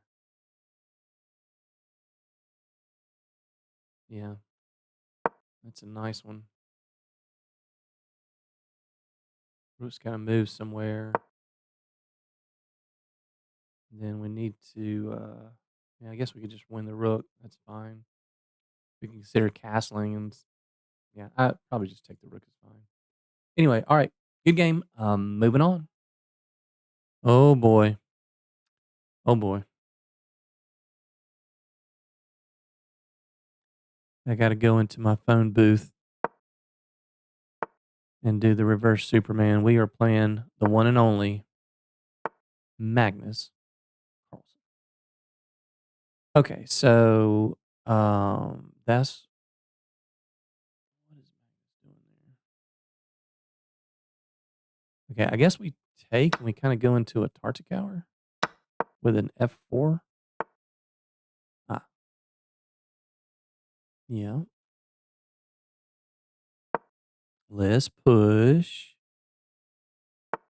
Uh-huh. Mm-hmm.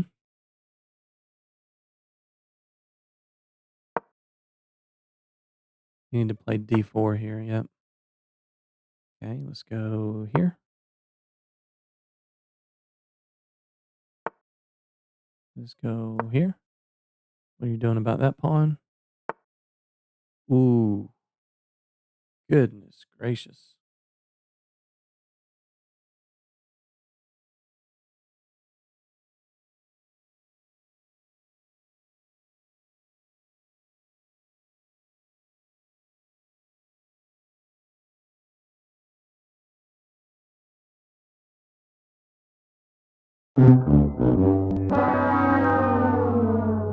Every move in chess weakens something. And even the great ones, like Magnus Carlsen himself, will blunder from time to time. What did that move weaken? Ouch. Mm-hmm. All right, they blundered. Stop, drop, and roll. Hands off. Let's think for a minute. Let's make a good, precise move. Of course, trading looks attractive, but then the queen comes here and our bishop's being hit. This knight is pinned. I do not want to take here. We could take this pawn. I can't take that. Opens up our king, but yeah, maybe this is best. Not sure.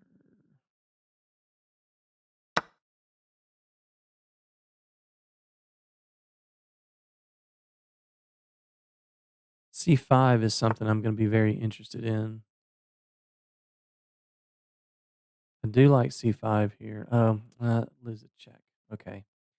Let's just develop. Let's just protect. Yeah, I'm not worried about that. Um, yeah, that's fine.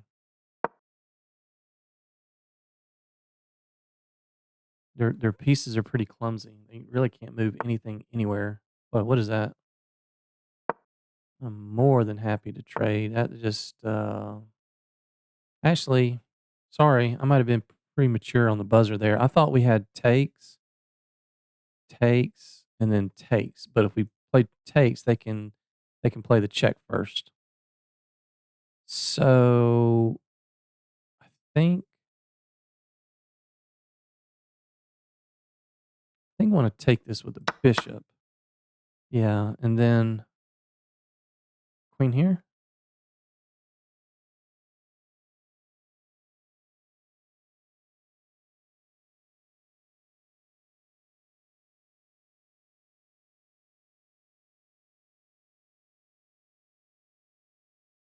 I don't think that works. I don't think that does anything. Okay, I think queen here is best.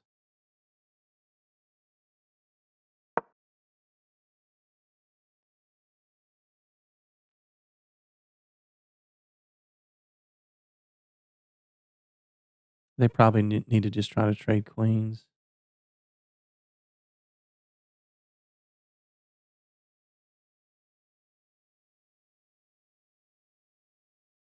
This doesn't work. Yeah. Okay. Another lots of buzzers in this one. What do you guys see? That's an undefended piece. That is a 2 versus 2. So we sack the rook, draw the queen away, and then we take the bishop. Check, block, I guess doesn't do anything. All right, let's just cash out, I guess.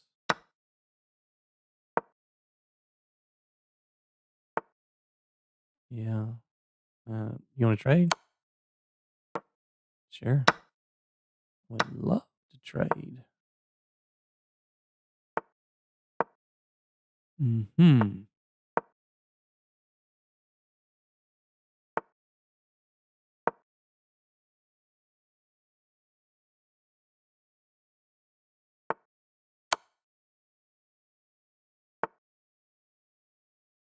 Where's that rook going?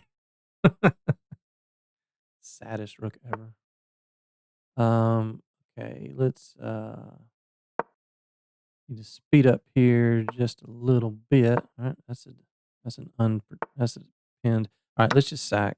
Just sack. Just sack. Trade. Trade. All right, let's bring the king in. The king runs that way, then we're gonna. Yeah, not letting you get there. King up.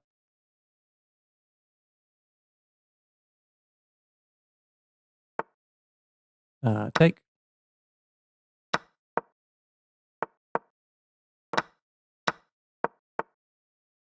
Let's go here.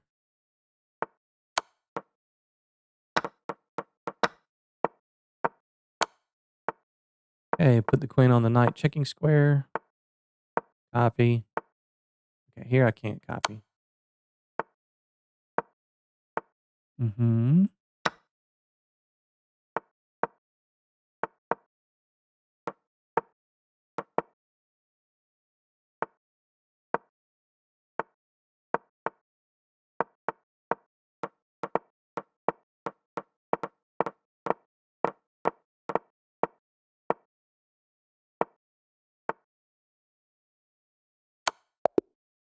Good game, Magnus Carlsen, man. He put up a good fight. Really, really good fight. So, always feels nice to beat the champ. You know what I'm saying? Let's see how he did.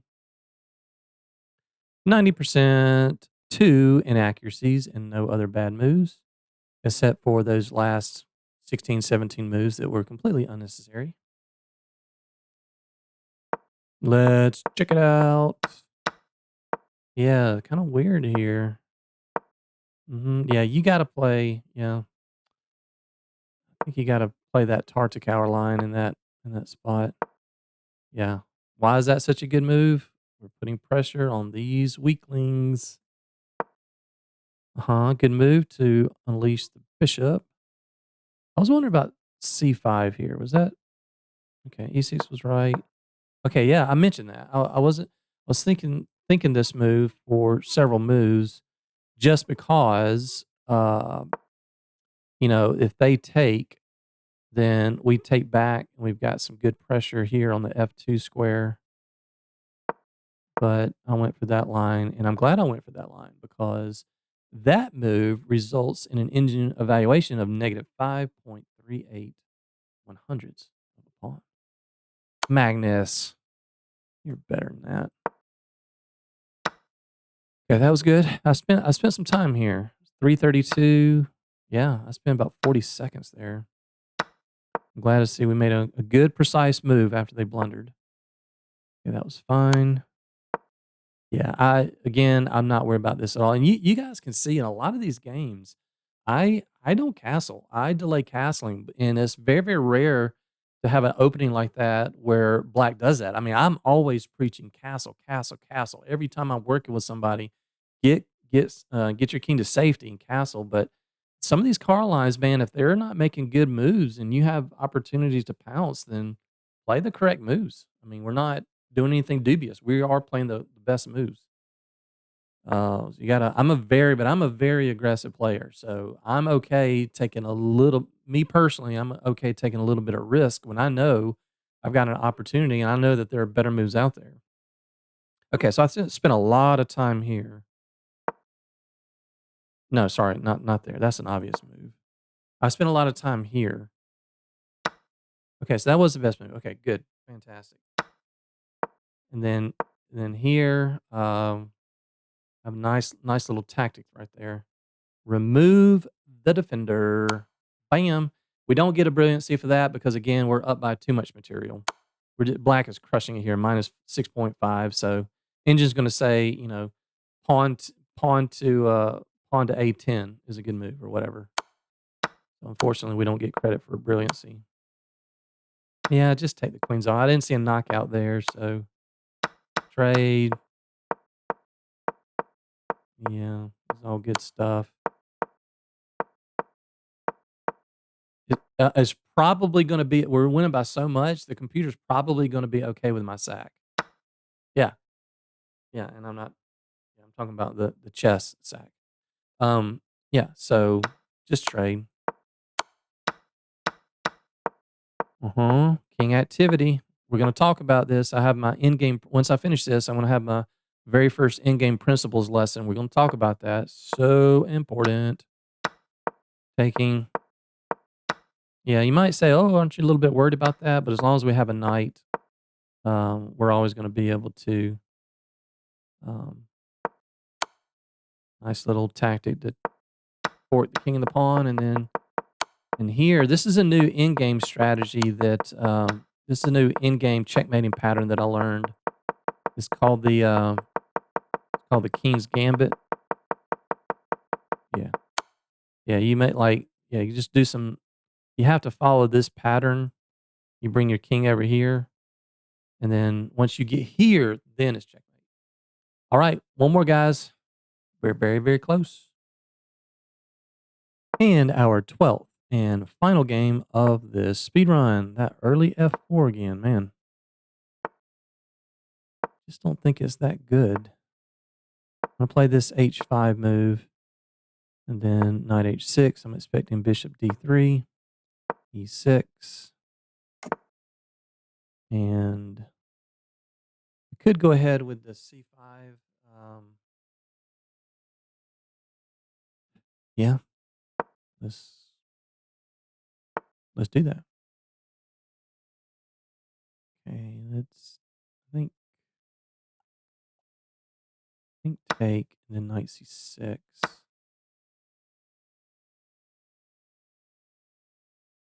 You can pin that a couple of different ways. That's the danger when there's no C pawns. I think I will play this A6 move first, just so we don't have to deal with this. If they play the queen here, we cannot play that because they can sack the bishop and our rook hangs. So if they had played queen here, I would have just been willing to um, trade queens. Okay, I think just develop bishop and get castled.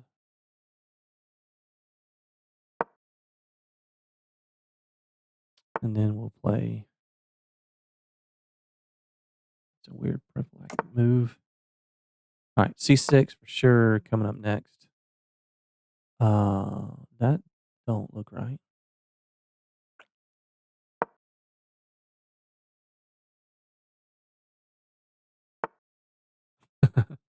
Yeah. Uh, I'm not sure I want them to take this though. Okay, I sorry. I go back. You go back. Whoa.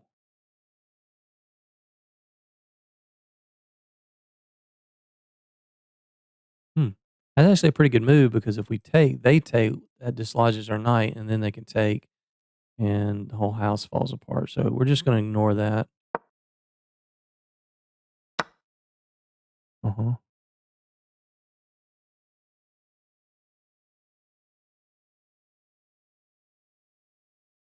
Okay. Here, threatening mate takes, D4 drops.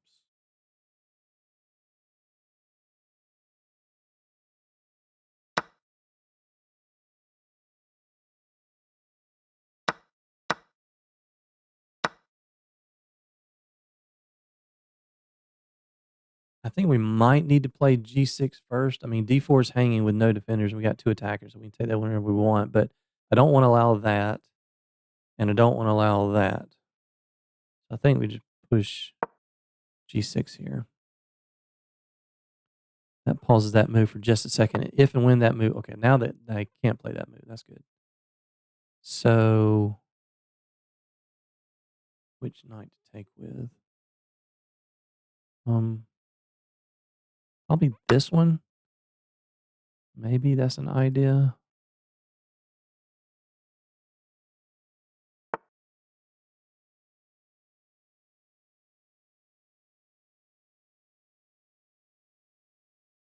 Yeah. I kind of like king up and getting the rook to the H file. I don't see anything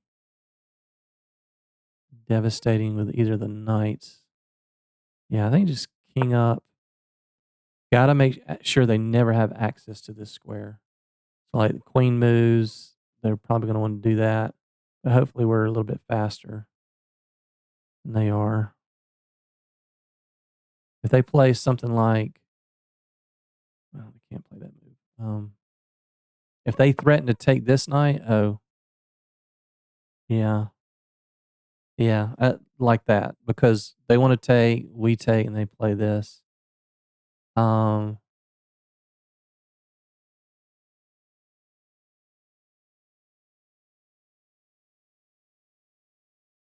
okay, let's take that.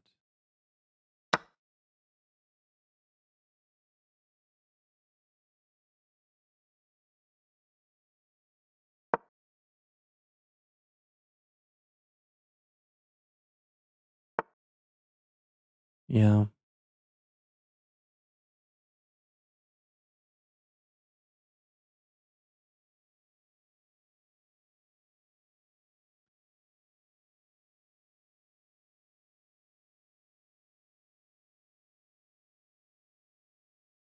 so many potential tactics, so many. Okay, let's go here. Let's hit the pawn.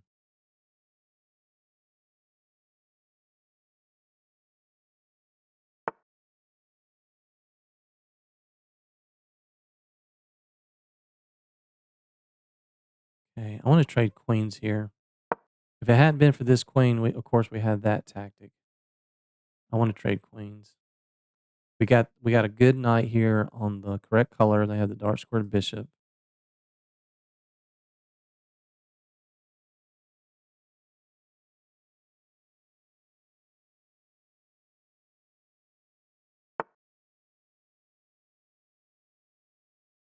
Okay, I think it's time.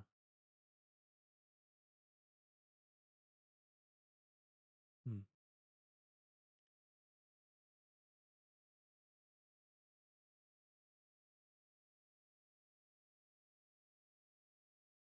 yeah.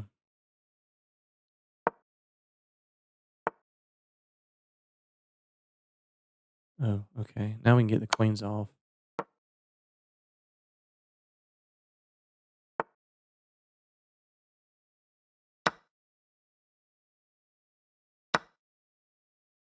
let's get control of the C file.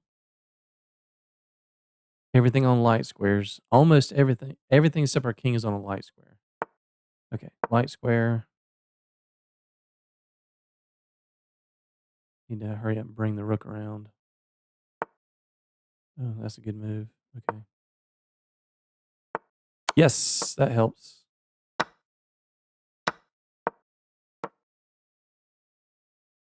I think we're gonna do it, guys. Get the kings off. Yes, sir. Oh, light square. Light square. Okay, let's light square. Need to bring the king around. Oh, I can't do that.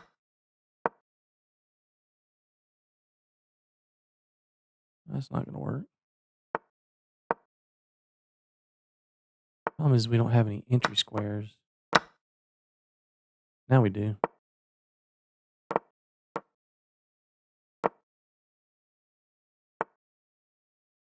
Sack. 4 seconds. We can do this. Oh.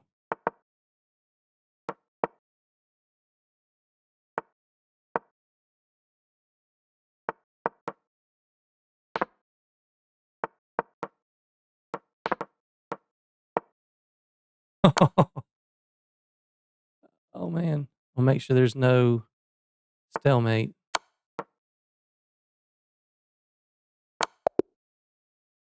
Yes, sir.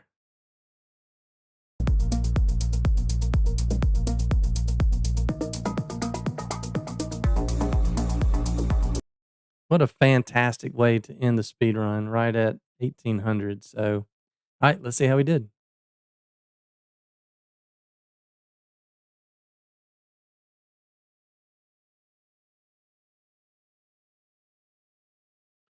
Okay, 82%. So, obviously, not our best work. So, we had 4 misses, 2 mistakes, and 4 inaccuracies. White played fantastic. It was just there at the end when they made that blunder. We hit them with the fork. That was definitely going to be a loss on time. So let's check out what happened here. All right. Yeah. Yep. Yeah. Again, if this is your first time watching the speed run, whenever white plays this early f4, we stick our bishop on f5 and we put the knight on h6 because if and when the bishop comes here, we want to either be able to take back with the knight or perhaps take their bishop and then stick the knight on f5. And we don't go this route because we don't want to clog up the development of our dark squared bishop. So a lot of times this knight just hangs out and just chills. Just chills on h6.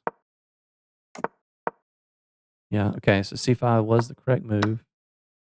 Taken was a little premature. It was one of our inaccuracies. You guys, yeah, I know you're probably tired of hearing me say that, so I won't say it. Yeah, I wanted to push h4.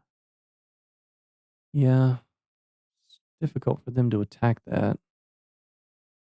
And the bishop's here guarding it, yeah. Alright, filing that away in my memory banks. When they stick their king in the corner, we wanna go ahead and push h4. Yeah, that was that screamed fork on f2, so it's an inaccuracy because of what actually happened. So one of our I think it was 3 or 4 inaccuracies was, sorry. I'm sorry I wasted your time, I wasted my time." Wants to take the bishop. That was one of our mistakes. Takes then here, I guess.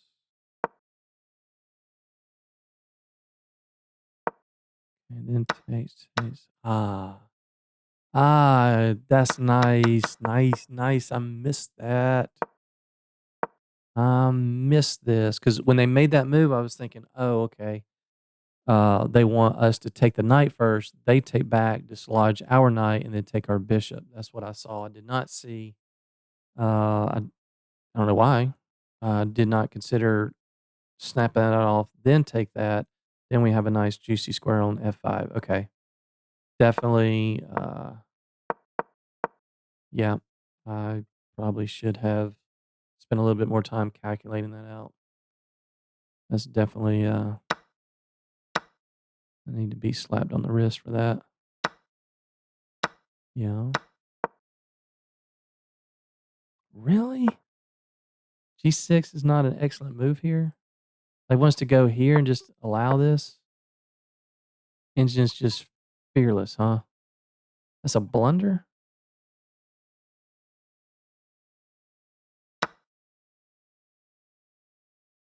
Golly, that looks scary. I guess the queen doesn't have too many squares. But then they're gonna push here. Says it's so bad they go all the way back. Why is this so bad? I don't know. That looks disgusting to me. That's a very good example of an engine being an engine.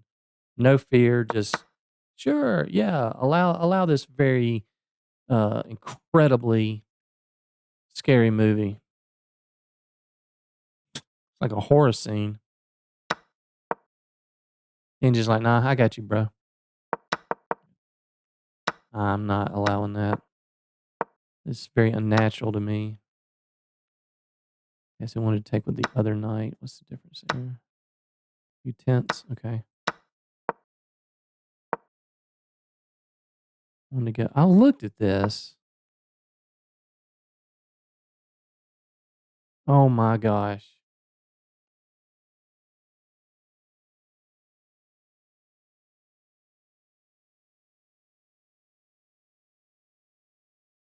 You are so dumb. You are really dumb. For real. I'll let you guys try to see it.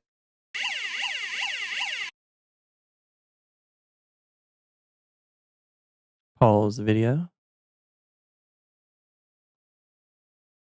Yeah, this is a fantastic move because they have to do something with their rook. And wherever their rook goes, we have knight back to e3, forking these two pieces. If they take it, doesn't help. We still fork these two pieces. Bruh. Man.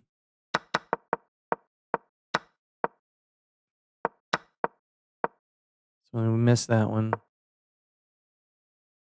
Missed it again. Okay, so those were our two misses. Same thing. Yeah, okay. Man, that's a good move because, man, I was just waiting for this. I was just waiting for something like this. It's like, oh, that is crushing. Yeah, unfortunately, it didn't happen. But these plays are good. 1800. They're not going to fall for stuff like that. They're going to see that all day or most of the day. Let's see it like 23 out of 24 hours. Oh, that was our other miss. Rook h4. Knight's rook h4. What's the idea? Just double? If they play that, what do we do? Oh. They want to do a rook lift to go to d4. Oh. Yep, that was not on my radar. That's like the longest rook lift ever. Oh, nice. Yeah, this comes here. Right. Maybe even considering sacrificing the bishop just to take off the sacrificing the rook for the bishop to take off the g5 pawn and then line up, and then it'll be hard to dislodge that guy. Yeah, that's strong. I missed that for sure. And I also underestimated the power of bishop f4. Fantastic move by my opponent. Very good centralized bishops. Hard to get rid of this guy. It's protecting both of these. Kind of underestimated that. Yeah, still all winning for black. Still got a fantastic position. And it's because of this guy, right? They got the wrong color bishop. Middle game strategy number 9. Reroute your minor pieces to good outposts. If you guys remember from the middle game strategy series, that the 3 things that make an outpost good. Number 1, how far up the board is it? Well, this outpost on the 5th rank for black is not that great. You really want like the 4th rank or the 3rd rank for black. But also, do they have a pawn that can dislodge it? Well, they don't have an e pawn, but they do have a G pawn. So that makes it not so great. But the third thing is, do you have full control of this square? Like they have the wrong color bishop, so it will take either a pawn or a rook sacrifice to dislodge this. And this guy is sitting on a really good spot. So yeah, I just wanted to trade to take advantage of the really strong knight there. And here it's actually fairly even. Starting to run out of time here. Only last several moves we're down to less than 30 seconds. Yeah, and fortunate for black, they blundered. Then from here, I get the rooks off. Everything is on light squares except the king. Gonna bring the king over, and then I don't really understand this, like where these pawns think they're going. But see, this is another good example. I've talked about this several times in the speed run so far. That when you're losing, like this is something that black has to deal with. I have to sit over here and just babysit these. I can't just run all over the place because they have a passed H pawn. So if you're white, don't do anything. Just leave them. That's why the computer says is inaccuracy. As long as these guys are here, my king is fairly helpless. And I don't have any entry squares over here, right? My rook has no way to enter. So I'm going to have to push over here and maybe even sacrifice a pawn just to have some play on the open files, but keep as many pieces on the board when you're losing. This made it incredibly easy for us.